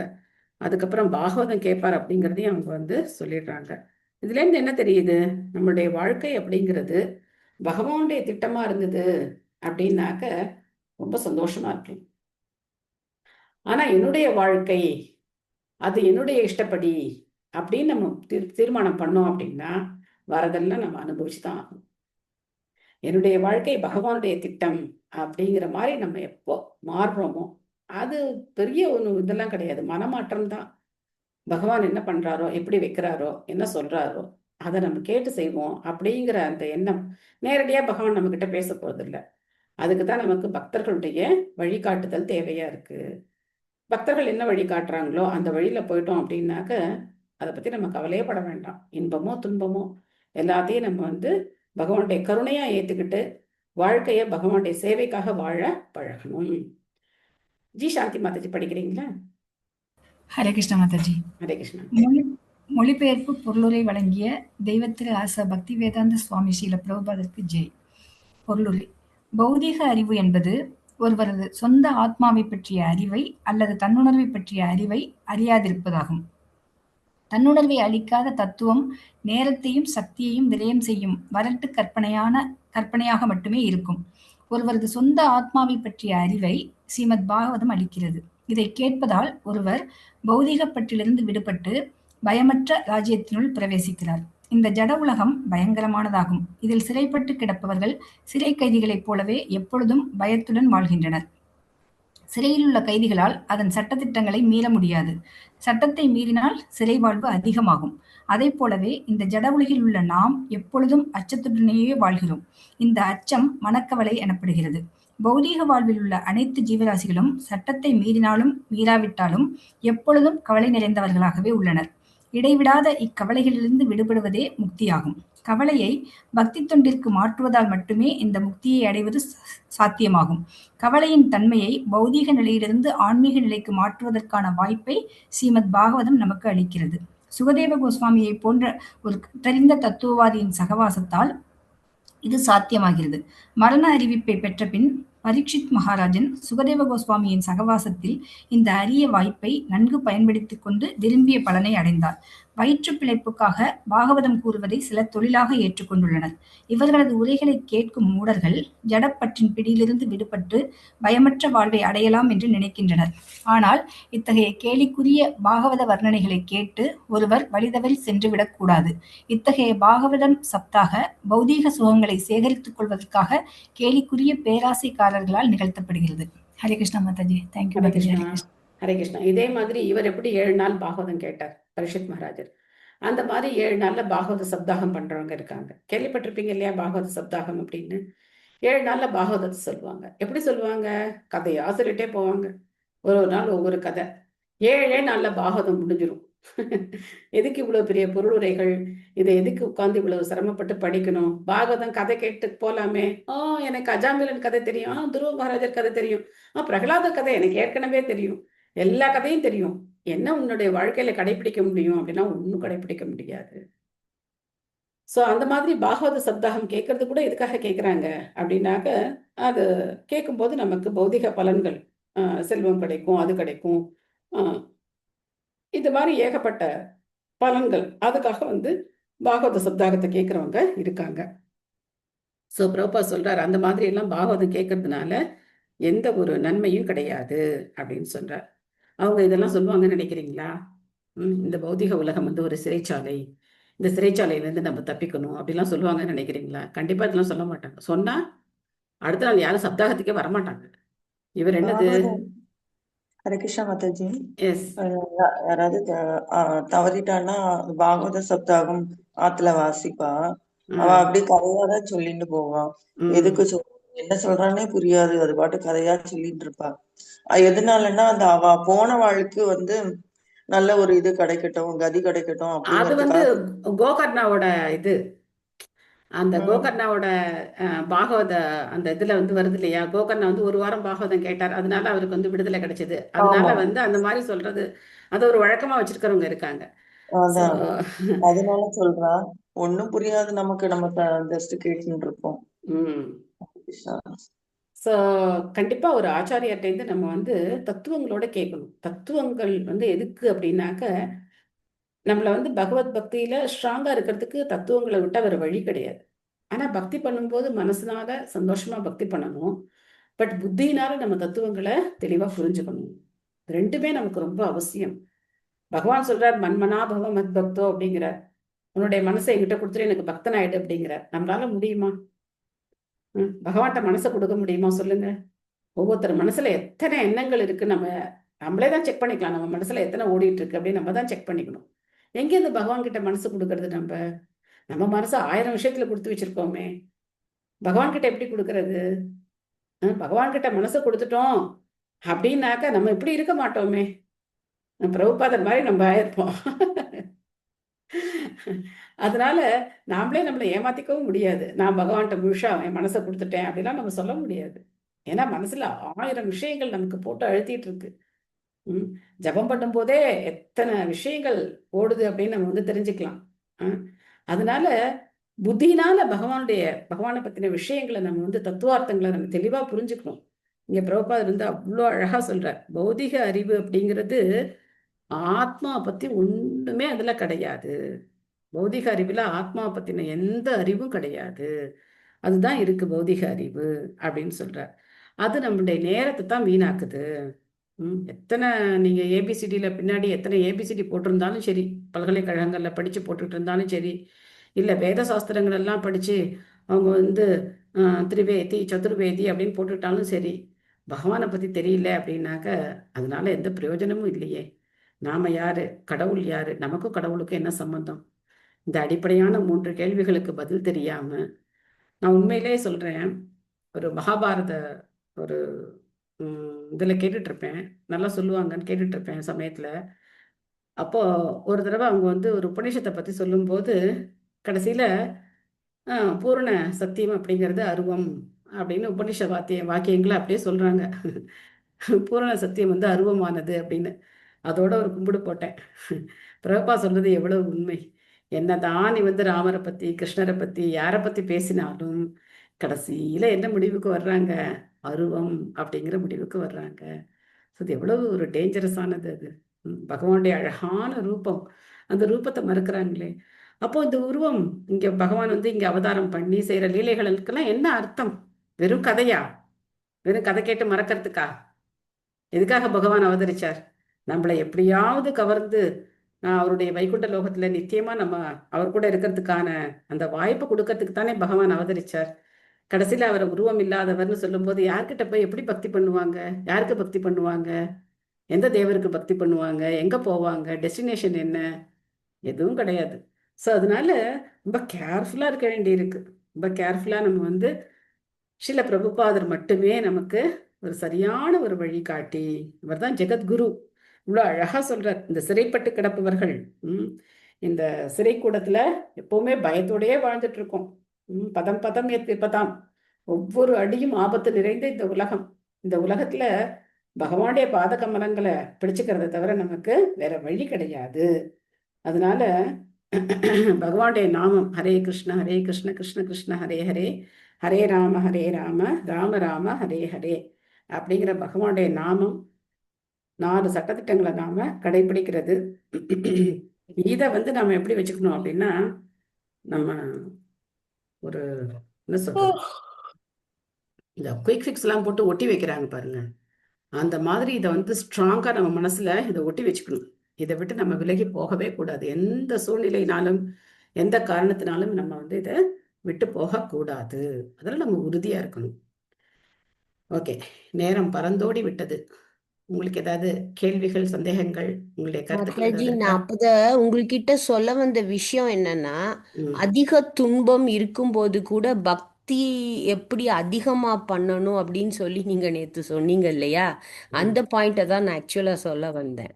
அப்புறம் டவுட் கேட்கணும்னு நினைச்சது வந்து இந்த இப்போ மார்கழியில இந்த ஆண்டாள் திருப்பாவை நடக்கும்போது சடனா வந்து அவங்க ஏதோ மேல் புரிஞ்சிச்சு. பகல் 10 ராப்பத்து, பகல் 10 Rapathu. That's what. Yeah, okay Mataji, அதுதான். ஓகே மாதா, தேங்க்யூ. வேற ஏதாவது கேள்விகள், சந்தேகங்கள் ஏதாவது இருக்கா? ஹரே கிருஷ்ணா மாதாஜி, இந்த ரஞ்சிதேவர் பற்றி படிக்கும்போது அவர் பக்தர்னு தான் படிக்கிறோம், ஆனா சொர்க்கத்துக்கு போனார்னு தான் இருக்கு. அவர் ஏன் வைகுண்டத்துக்கு போனார்னு இல்ல அப்படின்னு. எல்லாருமே வந்து வைகுண்டத்துக்கு போகணும்னு ஆசைப்படுவாங்கன்னு சொல்ல முடியாது. அவங்களுடைய கோல், இப்போ ஏயாதி மகாராஜனை பத்தி கூட நம்ம என்ன பார்க்குறோம், ஒரு சொர்க்கத்தை அடைஞ்சார், சொர்க்கத்திலேருந்து திரும்ப வந்து வீழ்ச்சி அடைஞ்சார், திரும்ப சிபி அவருடைய ஒரு ரெக்கமெண்டேஷனால திரும்ப சொர்க்கத்துக்கு போனார் அப்படின்னு பார்க்குறோம். செகண்ட் கேண்டோ பாகவதத்துல இதை பத்தி சுகதேவ கோஸ்வாமி ரொம்ப விரிவா சொல்றார். இப்போ 2 விதமான யோகிகள் இருக்காங்க. ஒரு விதமான யோகிகள் என்ன பண்றாங்க, போதும்பா அதெல்லாம், நம்ம நேர வைகுண்டம் போலாம் அப்படின்னு சொல்லி நினைக்கிறாங்க. சில பேர் என்ன நினைக்கிறாங்க அப்படின்னாக்க, ஒரு டூர் அடிச்சுட்டு போகலாமே, எல்லா இடத்துக்கும் ஒரு டூர் போயிட்டு எல்லா லோகங்களையெல்லாம் பார்த்துட்டு அப்படியே பொறுமையாக போகலாமே அப்படின்னு போகிறவங்களும் இருக்காங்க. சில பேர் வந்து சொர்க்கலோகத்தை தாண்டி, இப்போ நீங்கள் பார்த்தீங்கன்னா ஜனலோகம், அங்கெல்லாம் பார்த்தீங்கன்னா ரிஷிகள் எல்லாம் இருப்பாங்க. ஜனலோகம், மகரலோகம், அதுக்கப்புறம் தப்போலோகம், சத்தியலோகத்தில் பிரம்மா இருக்கார். ஸோ பிரம்மலோகத்தில் போய் வாழணும்னு ஆசைப்படுறவங்க எவ்வளோ பேர் இருக்கலாமே. அந்த பிரம்மலோகத்தில் போய் வாழ்ந்து பிரம்மாவோட ஆயுட்காலம் முடியும் போது அங்கேருந்து பக்தி பண்ணி அவங்க வந்து என்ன பண்ணுவாங்க, வைகுண்டத்துக்கு போவாங்க. ஸோ எல்லாரும் வைகுண்ட லோகத்தை தான் அடைவாங்க, அதுக்கு தான் ஆசைப்படுவாங்க அப்படின்னு கிடையாது. பகவத்கீதையில பகவான் சொல்றார், மனுஷ்யானாம் சகஸ்ரேஷு கஷ்டித் எததி சித்தையே எததாமபி சித்தானாம் கஷ்டின் மாம் வேத்தி தத்வதக அப்படின்னு சொல்றார். ஸோ ஆயிரக்கணக்கான மக்கள்ல யாராவது ஒருத்தர் தான் இந்த விஷயத்தை பத்தி தெரிஞ்சுக்கிறதுக்கு ஆர்வப்படலாம். அதுல 1000ல் ஒருத்தர் தெரிஞ்சுக்கிறான், அதுல 1000ல் ஒருத்தர் பகவானை தெரிஞ்சுக்கணும் அப்படின்னு சொல்லி வரலாம், அவர் ஒருத்தர் வெற்றி பெறலாம் அப்படின்னு சொல்றார். ஸோ அதனால ஒவ்வொருத்தருடைய விருப்பம் அப்படிங்கிறது மாறுபடுது. அதனால நாம என்ன புரிஞ்சுக்கணும் அப்படின்னாக்க, நம்மளுடைய விருப்பம் எவ்வளவு ஒரு கான்சன்ட்ரேட்டடா இருக்கணும். அந்த அந்த அந்த பகவானை அடையணுங்கிற நோக்கத்துல எந்த ஒரு டீவியேஷனும் இருக்கக்கூடாது. வியவசா ஆத்மிகா புத்தி ஏகேக குருநந்தன அப்படின்னு சொல்ற, ஒரே நோக்கத்தை கொண்ட புத்தியா இருக்கணும். பகுஷாக்கா ஹெனந்தாச்சா புத்தையே அவ்வியவசாயினம். அதுக்குதான் பாகவதம் படிக்கிறோம்.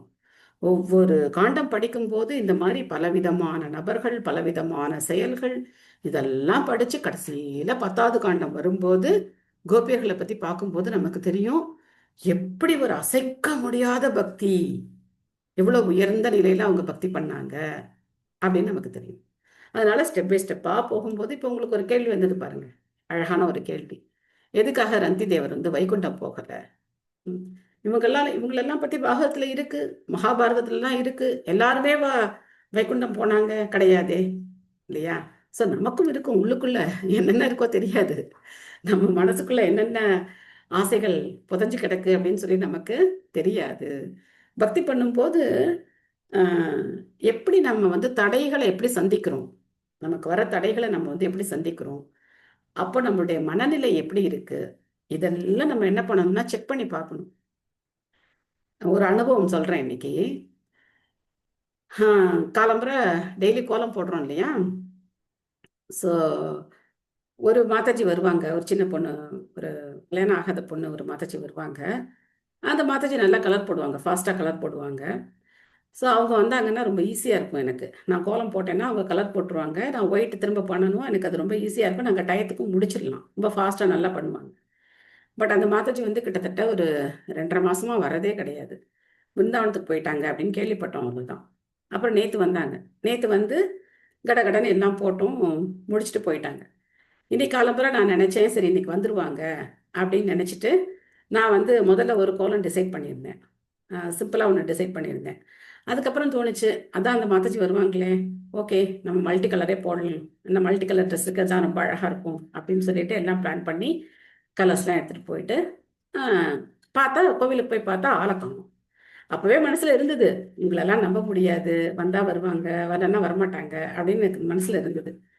பட் அப்போ ஒரு சின்ன ஒரு மைண்டு கொஞ்சம் டைலமா ஆச்சு, என்ன பண்ணலாம், சிம்பிளாக போடலாமா இல்லை என்ன டிசைட் பண்ணுமோ அதை போடலாமா அப்படின்னு சொல்லி. அப்போது தோணுச்சு, பகவானுக்காக பண்ணுறோம், அவர் கொடுப்பார் சக்தி, நம்ம வந்து அந்த ட்ரெஸ்ஸுக்கு என்ன மேட்சாக மல்டி கலர் வருமோ அதே போடுவோம் அப்படின்னு சொல்லிட்டு ஸ்டார்ட் பண்ணி நான் போட ஆரம்பித்தேன். நான் போட ஆரம்பித்து கிட்டத்தட்ட 10-15 மினிட்ஸ் வரைக்கும் எனக்கு யாருமே ஹெல்ப்புக்கு இல்லை, நானே தனியாக எல்லாத்தையும் பண்ணிட்டு இருந்தேன். அப்போ பார்த்து ஒரு மாதாஜி வந்தாங்க. அவங்க இது வரைக்கும் எனக்கு ஹெல்ப் பண்ணதே கிடையாது. அவங்க வந்து எப்படி பண்ணுவாங்க என்ன எதுன்னு எனக்கு தெரியாது. ஏன்னா எங்கள் டீம் வந்து எல்லாம் சின்ன பசங்க தான், டக்கு டக்கு டக்குன்னு சொன்னதை செய்வாங்க, முடிச்சுட்டு போயிட்டே இருப்போம் நாங்கள். பட் அந்த மாதாஜிக்கு எனக்கு பழக்கம் இருக்குது, எனக்கு ரொம்ப தெரிஞ்சவங்க தான், பட் எனக்கு வந்து இதில் ஹெல்ப் பண்ணது கிடையாது. அதுக்கப்புறம் அவங்க வந்து பண்ண ஆரம்பித்தாங்க. ஸோ அவங்க வழியில் அவங்க பண்ணிட்டு இருந்தாங்க. அப்போ தான் நான் நினச்சேன், யாரையும் நம்பி நம்ம என்ன பண்ணக்கூடாது, பகவானுடைய சேவையில் இருக்கக்கூடாது. நம்ம என்ன நினைக்கிறோமோ, பகவானுக்கு என்ன செய்யணும்னு நினைக்கிறோமோ அதை ஹோல் ஹார்ட்டடாக செய்யணும். நமக்கு கஷ்டம் இருக்கட்டும், கஷ்டம் இல்லாமல் இல்லவே, கஷ்டம் இல்லாமல் கிடையாது. எவ்வளவு கஷ்டம் அப்படிங்கிறது பிசிக்கலா இருக்கிற பண்ணும்போது எனக்கு தெரியும். இடுப்பு வலிக்கிறது, கால் வலிக்கிறது, குளிரு எல்லாமே இருக்கு. எந்த இது வந்து ரொம்ப ஈஸியான ஒரு வேலை கிடையாது. பண்றோம். ஆனா யாரையும் டிபெண்ட் பண்ணி இருக்கக்கூடாது. நம்ம எதுக்காக நம்ம காம்ப்ரமைஸ் பண்ணிக்கணும்? பகவானுடைய சர்வீஸ் வந்துட்டோம், பண்ணணும்னு வந்துட்டோம். அது எதுக்கு சிம்பிளா பண்ணணும்? என்ன நினைக்கிறோமோ அதே பண்ணுவோம்.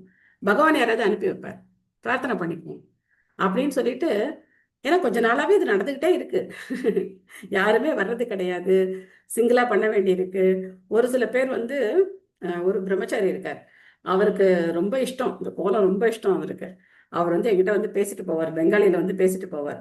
தனியா பண்றீங்களா அப்படின்னா சின்னதா போடுங்க, ரொம்ப கஷ்டப்படாதீங்க அப்படின்னு சொல்லிட்டு போவார். பாவமா இருக்கும் எனக்கு. ஏன்னா அவங்களுக்கு நம்மளை பத்தி தெரியுது. நிறைய பேர் வந்து சொல்லிட்டு போவாங்க, உங்களுக்கு ஏஜ் ஆயிடுச்சு, எதுக்காக இந்த மாதிரி 1 ஹவருக்கு மேல இப்படி குனிஞ்சுக்கிட்டே இருக்கீங்களே. எல்லாரும் உட்காந்து போடுவாங்க, எனக்குலாம் உட்காந்தெல்லாம் போட வராது, குனிஞ்சுதான் போட்டு பழக்கம் ஆயிடுச்சு. ஸோ இது மாதிரி எத்தனையோ பிசிக்கல் ப்ராப்ளம் இருக்கு, இன்னும் எத்தனையோ பிரச்சனைகள் இருக்கு. ஒரு ஒரு ஒரு சர்வீஸ் அப்படின்னு போனோம்னா அதுல எவ்வளவு பிரச்சனைகள் இருக்கு.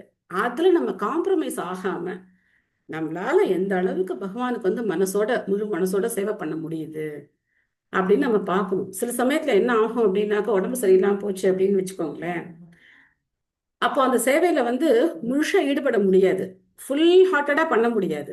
முடிச்சா போதும் அப்படிங்கிற மாதிரி சமயத்துல வந்து தோணி போயிடும். அதை நம்ம என்ன பண்ணிக்கணும், திருத்திக்கணும். நான் வந்து பியூரெல்லாம் என்னைக்குமே பண்ணல. எத்தனையோ பிரச்சனைகள் இருக்கு. அந்த பிரச்சனைகள் வரும்போது ஐடென்டிஃபை பண்ண முடியுது. எஸ், இப்ப மனசு என்ன பண்ணுது, கிறுக்கு பிடிச்சிருக்கு, இதுக்கு இதை பேச்சு நம்பணும், அவ்வளவுதான், இது நம்மளை இழுத்து விட்டுரும் அப்படின்னு சொல்லிட்டு திரும்ப பகவானுடைய நாமத்தை சொல்லிட்டு நம்ம பாட்டுக்கு நம்ம சேவையை பண்ணிட்டே இருக்க வேண்டியதுதான். இது சின்ன ஒரு எக்ஸாம்பிள் தான். எத்தனையோ இருக்கு லைஃப்ல, வந்து எத்தனையோ நடந்திருக்கு. பட் இன்னைக்கு நடந்தது நான் உங்களோட ஷேர் பண்ணேன். ஸோ அதனால வைகுண்டத்தை அடையிறதுங்கிறது என்ன கிடையாது, ஈஸி கிடையாது. சொர்க்கலோகத்தை அடையிறதுலாம் ஈஸி. ஜஸ்ட் நீங்க 6 ஷேர் பண்ணாலே சொர்க்கத்துக்கு போயிடலாம். நீங்க பெருசாலாம் ஒன்றும் பண்ண வேண்டாம், ஏன்னா எல்லா பாவமும் போயிடும். பகவானுடைய நாமத்தை சொன்னா எல்லா பாவமும் போயிடும். அதனால இது ஒன்றும் ஒரு பெரிய விஷயம் கிடையாது. பட் பகவான் மேல அன்பை வளர்த்துக்கிறது, நம்ம வந்து பகவானை அடையணும்னு நினைக்கிறது, அவருக்கு சேவை செய்யணும்னு நினைக்கிறது, இதெல்லாம் ரொம்ப கஷ்டம். பிரபுபாதர் வந்து ஒரு சமயத்துல தன்னுடைய சிஷ்யர்களை பார்த்து சொல்றார், நீங்கெல்லாம் கண்டிப்பா சொர்க்கத்துக்கு போவீங்க அப்படின்னு சொல்றார். எல்லாரும் ரொம்ப ஷாக் ஆயிட்டாங்க. ஏன்னா நமக்கு இருக்கிற அந்த ஆகர்ஷணமே நம்ம வந்து கோலோகம் போக போறோம் அப்படிங்கிறது தான். பகவானோட இருக்க போறோம், கோலோகம் போக போறோம், கோலோகம் போக போறோம் அப்படிங்க. அதுனா அவ்வளவு ஈஸியா என்ன, இவ்வளவு ஈஸியா என்ன? யசோத மாதாவை நினைச்சு பாருங்க, எத்தனை சேட்டை பண்றாரு கிருஷ்ணர். அவங்க அப்படியே என்ன பண்றாங்க, எல்லாத்தையும் பொறுத்து போறாங்க. ஒரு 10 கம்ப்ளைண்ட் உங்க குழந்தை மேல வந்தா நீங்க என்ன பண்ணுவீங்க? உங்களுக்கு எப்படி இருக்கும், உங்களோட மனநிலை எப்படி இருக்கும்? டெய்லி 1000 கம்ப்ளைண்ட் வருது அவங்களுக்கு. யசோதம்மா எப்படி பொறுத்து போனாங்க? இது மட்டுமா, இந்த கம்ப்ளைண்ட்ஸ் மட்டுமா? ஒரு பக்கம் அசுரர்கள் இல்லையா, ஒரு பக்கம் எத்தனை அசுரர்கள் வர்றாங்க, எத்தனை அசுரவதம் நடக்குது. அப்பாப்பா. அதனால்தான் எங்களுடைய ஆன்மீக குருவான தவத்திர ஜெயபதாக சுவாமி குருமராஜ் சொல்லுவார், உனக்கு வந்து எந்த பிரச்சனையும் கூடாது, நீ ரொம்ப சந்தோஷமா நிம்மதியா இருக்கணும்னா பிரம்மஜோதியில போய் உட்காந்துக்கோ. அங்க எந்த பிரச்சனையும் கிடையாது, எந்த சேவையும் கிடையாது, ஒன்றும் கிடையாது. சேவை பண்ண போனா என்ன வரும், ஏன் இதை இங்க வச்ச, ஏன் அதை அங்க வச்ச, அதை தூக்கி இங்கே போடு, இங்கே போடு, நீ வரக்கூடாது, நீ இதை செய்யக்கூடாது, எத்தனை பிரச்சனை வேணா வரும். ஒரு சேவை செய்ய போனோம் அப்படின்னாக்க அங்க ஒரு 100 பிரச்சனையை பகவான் வந்து கொண்டு வந்து போடுவார். இதெல்லாம் தாண்டி நீ எப்படி செய்யற அப்படின்னு பார்ப்பார். நமக்கு என்ன கோபம் வரும், யார் நம்மளை தடுக்கிறாங்களோ அவங்க மேல கோபம் வரும். ஒரு விதத்துல பாகவதம் இந்த மாதிரி நம்ம படிக்கிறது ஒரு நல்ல ஒரு இது. பட் ப்ராக்டிக்கலா பக்தர்களோட சேர்ந்து சேவை செஞ்சு பொறுத்து போய், திட்டினாலும் சரி என்ன பண்ணாலும் சரி பொறுத்துக்கிட்டு, நான் வந்து தொண்டனுக்கு தொண்டனுக்கு தொண்டனுக்கு தொண்டன்னு சொல்றது என்னது, ரொம்ப ஈஸி. வாயில சொல்றது ரொம்ப ஈஸி. ஆனா ஒருத்தர் நம்மளை பார்த்து என்ன இப்படி பண்றீங்க அப்படின்னு கேட்டா நமக்கு என்ன இருக்கும், ஓவரமா வராதா? நான் எத்தனை வருஷமா இருக்கேன், நான் எத்தனை வருஷமா சர்வீஸ் பண்ணிட்டு இருக்கேன், என்னை பார்த்து நேத்து வந்து நீ இப்படி இப்படி கேட்கலாம், இன்னும் கோவம் வந்துடும். எங்க தொண்டனுக்கு தொண்டனுக்கு தொண்டனுக்கு தொண்டனா இருக்கிறது? ஸோ மைண்டோட அந்த ப்ரெஷர்லேருந்து நம்ம வெளியில வந்து உண்மையிலேயே தூய்மையான மனதோட பகவானுக்கு பக்தி பண்ணணும் அப்படிங்கிறது ரொம்ப பெரிய விஷயம். ஆனா பிரபுபாதர் நமக்கு அதை ரொம்ப ஈஸியா பண்ணி கொடுத்துருக்கார், ரொம்ப ஈஸியா பண்ணி கொடுத்துருக்கார். எளிமையான மனம் இருந்தா பகவானுடைய நாமத்தை நாம சொல்லலாம். அதனால்தான் சிஷ்டார்த்தகத்துடைய 3வது ஸ்லோகம் ரொம்ப முக்கியம். திருநாதபி சுனீச்சேன தசோரபி சகிஷ்ணுனா அமானீனா மானதேன கீர்த்தனீய சதா ஹரிஹி அப்படின்னு. நாம எந்த மரியாதையும் எதிர்பார்க்க கூடாது, எல்லாருக்கும் எல்லா மரியாதையும் கொடுக்கணும். இதை ஒன்ன ஃபாலோ பண்ணி பார்க்கலாமா? ஒரு நாள் ஃபாலோ பண்ணி பார்க்கலாமா? ரொம்ப கஷ்டம் இல்லையா? ரொம்ப கஷ்டம். ஸோ அதனால எளிமையான மனநிலை முதல்ல நமக்கு வரணும். சொர்க்கலோகம்லாம் ஈஸியா போயிடலாம் மாதாஜி, ஒன்றும் கஷ்டம் இல்லை. பகவான் அடையிறது ரொம்ப ரொம்ப கஷ்டம். ஸோ அதுக்கு தான் என்ன வேணும்? எல்லாருடைய ஆசீர்வாதம், பக்தர்களுடைய ஆசீர்வாதம், பகவானுடைய கருணை, எல்லாரும் சேர்ந்து ஒத்துழைப்பு, அந்த கூட்டு முயற்சி ரொம்ப முக்கியம். அதான் ஆண்டாள் பண்ணாங்க. தேங்க்யூ மாதாஜி. இப்ப நீங்க சொன்னதுல இருந்து ஒரு கொஸ்டின். இப்ப நீங்க சொன்னீங்க பிரபுபாதர் வந்து சிஷ்யர்கள் கிட்ட நீங்களாம் சொர்க்கம் போவீங்கன்னு. அதுக்கப்புறம் அவர் என்ன எக்ஸ்பிளைன் பண்ணார்? இல்ல அவ்வளவுதானா? இல்ல பக்தர்கள்லாம் ரொம்ப ஷாக் ஆயிட்டாங்க. அப்புறம் கேட்டாங்க, இந்த மாதிரி என்ன பிரபுபாதர் எங்களை வந்து சொர்க்கலோகத்துக்கு தான் போவீங்க அப்படின்னு சொல்றீங்க அப்படின்னா, நீங்க தூய்மையான பக்தி பண்ணுங்க, பகவான் அடையலாம் அப்படின்னு சொன்னார். தூய பக்தி பண்ணா பகவான். ஏன்னா எல்லாருமே பாவ வாழ்க்கை தான் பௌதிக உலகத்துல இருக்கிற எல்லாருமே பாவம் பண்ணாம இங்க யாருமே கிடையாது. எல்லாருமே பாவம் பண்ணி தான் இருக்காங்க. அதுல அந்த ரேட்டு கொஞ்சம் முன்ன பின்ன இருக்கலாம். ஒருத்தர் நிறைய பண்ணியிருக்கலாம், ஒருத்தர் குறைச்சு பண்ணியிருக்கலாம். இந்த 4 சட்டத்திட்டம் கடைபிடிக்கிறதுலே பாருங்களேன். இப்ப நமக்கு வந்து மது குடிக்க கூடாது அப்படிங்கிறதுல யாருக்காவது ஏதாவது பிரச்சனை இருக்கா? யாருக்குமே பிரச்சனை கிடையாது இல்லையா? ஏன்னா நம்ம யாரும் அதை குடிச்சது கிடையாது. அதனால அதை பத்தி நமக்கு பிரச்சனை கிடையாது. சூதாட்டம் கூடாது, நமக்கு ஏதாவது பிரச்சனை இருக்கா? அது நமக்கு பிரச்சனை கிடையாது. ஏன்னா நம்ம சூதாட்டினது கிடையாது, பிரச்சனை கிடையாது. மாംസം சாப்பிடக்கூடாது, சில பேருக்கு பிரச்சனை கிடையாது. ஆனா நிறைய பேருக்கு பிரச்சனை இருக்கு. ஏன் அது சாப்பிட்டுருக்காங்க? தவறான ஆண் பெண் உறவு கூடாது, அதுலயும் நமக்கு பிரச்சனை கிடையாது. ஏதோ ஒரு விதத்துல சிக்கிக்கிறோம். அந்த 4மே பண்ணிருக்கிறவங்களுக்கு 4 பிரச்சனை தானே இல்லையா? அதனால எந்த அளவு நம்ம வந்து பாவ விகிதங்கள் எந்த அளவுக்கு இருக்கோ அந்த அளவுக்கு நமக்கு வந்து கஷ்டம். அதே நீங்க பாத்தீங்கன்னா இந்த 4 ஒருத்தர் வந்து பண்ணாம இருக்கலாம், மாംസം சாப்பிடாம இருக்கலாம், போதை எடுத்துக்காம இருக்கலாம், சூதாடாம இருக்கலாம், தவறான ஆண் பெண் உறவு இல்லாம இருக்கலாம். ஆனா பக்தி பண்ணுவாங்களா? சந்தேகம்தான். பகவானுடைய நாமத்தை சொல்ல முடியுமா? சொல்ல முடியாது. அவங்க என்ன நினைப்பாங்க? நாம நல்லா தானே இருக்கோம், இது எதுக்கு இவங்க என்னமோ 4 சட்டத்திட்டம் எல்லாம் சொல்றாங்க, அதெல்லாம் நான் பிறந்ததுல இருந்தே பண்ணிக்கிட்டே தான் இருக்கேன். அப்ப நான் எதுக்கு புதுசா இந்த ஹரே கிருஷ்ணா எல்லாம் சொல்லணும்? எனக்கு தேவையில்லை. அது அந்த மாதிரி இருக்கிறவங்க பண்ணட்டும் அப்படின்னு நினைப்பாங்க. பட் கலியுகத்துக்கு தானே தர்மம், பகவானுடைய நாமம் தானே. எல்லா ஆண்டாலும் அதான் சொல்றாங்க, ஆழ்வார்களை தான் சொல்லியிருக்காங்க, எல்லாரும் நாமத்தை தானே சொல்லியிருக்காங்க. அதை அவங்களால சொல்ல முடியாது. அதனால இது ஒரு ஹோல் பேக்.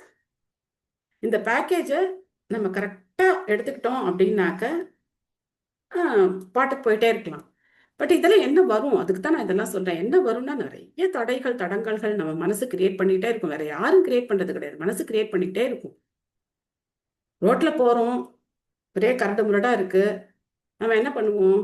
ஓ, நான் வெறும் காலோட போறேன், அதனால தான் எனக்கு ரொம்ப முள்ளு குத்துது, ஒரு செருப்பு போட்டுட்டு நம்ம போகலாம், செருப்பு போட்டா அவ்வளவு தூரம் குத்தாது, அப்படின்னா செருப்பு போட்டா நம்ம போயிட்டே இருக்கணும் இல்லையா? ஸோ அது மாதிரிதான் பக்தி வாழ்க்கை அப்படிங்கிறது. எத்தனை தடை வந்தாலும் சரி, இதெல்லாம் கிரியேட் பண்றது மனசு தான் அப்படிங்கிறத புரிஞ்சுக்கணும். வேற யாரும் தடையெல்லாம் கிடையாது, மனசுதான், நம்ம மனம் தான் தடை. Okay, thank you Mataji. ஒரு கேள்விக்கு ரொம்ப நேரம் எடுத்துக்கிட்டேன்னு நினைக்கிறேன் பதில். தேங்க்யூ மாதாஜி. ஹரே கிருஷ்ணா. ஓகே, நம்ம இந்த முக்கியமான இன்றைய பாசுரம் யார் பாட போறீங்க? ஓகே, பாடுங்க. ஆடலாமா மாதாஜி? பாடுங்க மாதாஜி. மாதாஜி. கீழ்வானோ வெள்ளென்று எருமை சிறு வீடு, கீழ்வானோ வெள்ளென்று எருமை சிறு வீடு, மேய்வான் பரந்தனகான் மிக்குள்ள பிள்ளைகளோ, போவான் போகின்றாரை போகாமல் காத்து உன்னை கூவார் வந்து நின்றோம், கூவார் வந்து நின்றோம் கோது கலமுடைய பாவாய் எழுந்திராய் பாடி பறை கொண்டு மாவாய் பிளந்தானை மல்லரை மாட்டிய மாவாய் பிளந்தானை மல்லரை மாட்டிய தேவாதி தேவனை சென்று நாம் சேவித்தால் தேவாதி தேவனை சென்று நாம் சேவித்தால் ஆவாவென்றாராய்ந்து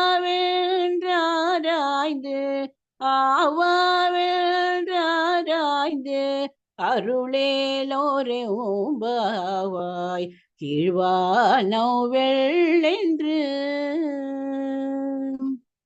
Hare Krishna Mataji. Hare Krishna. Thank you Mataji. Thank you Mataji. Hare Krishna Hare Krishna Krishna Krishna Hare Hare Hare Rama Rama Rama Hare Hare. Thank you Mataji. Hare Krishna Mataji. Hare Krishna. Thank you Mataji. Hare Krishna. Hare Krishna. Hare Krishna. Hare Krishna Mataji. Hare Krishna. Hare Krishna Mataji. Hare Krishna. Hare Krishna Mataji. Hare Krishna. Hare Krishna. Hare Krishna Mataji. Hare Krishna Mataji. Hare Krishna. Mataji. Thank you Mataji. Thank you. Hare Krishna Mataji. Hare Krishna.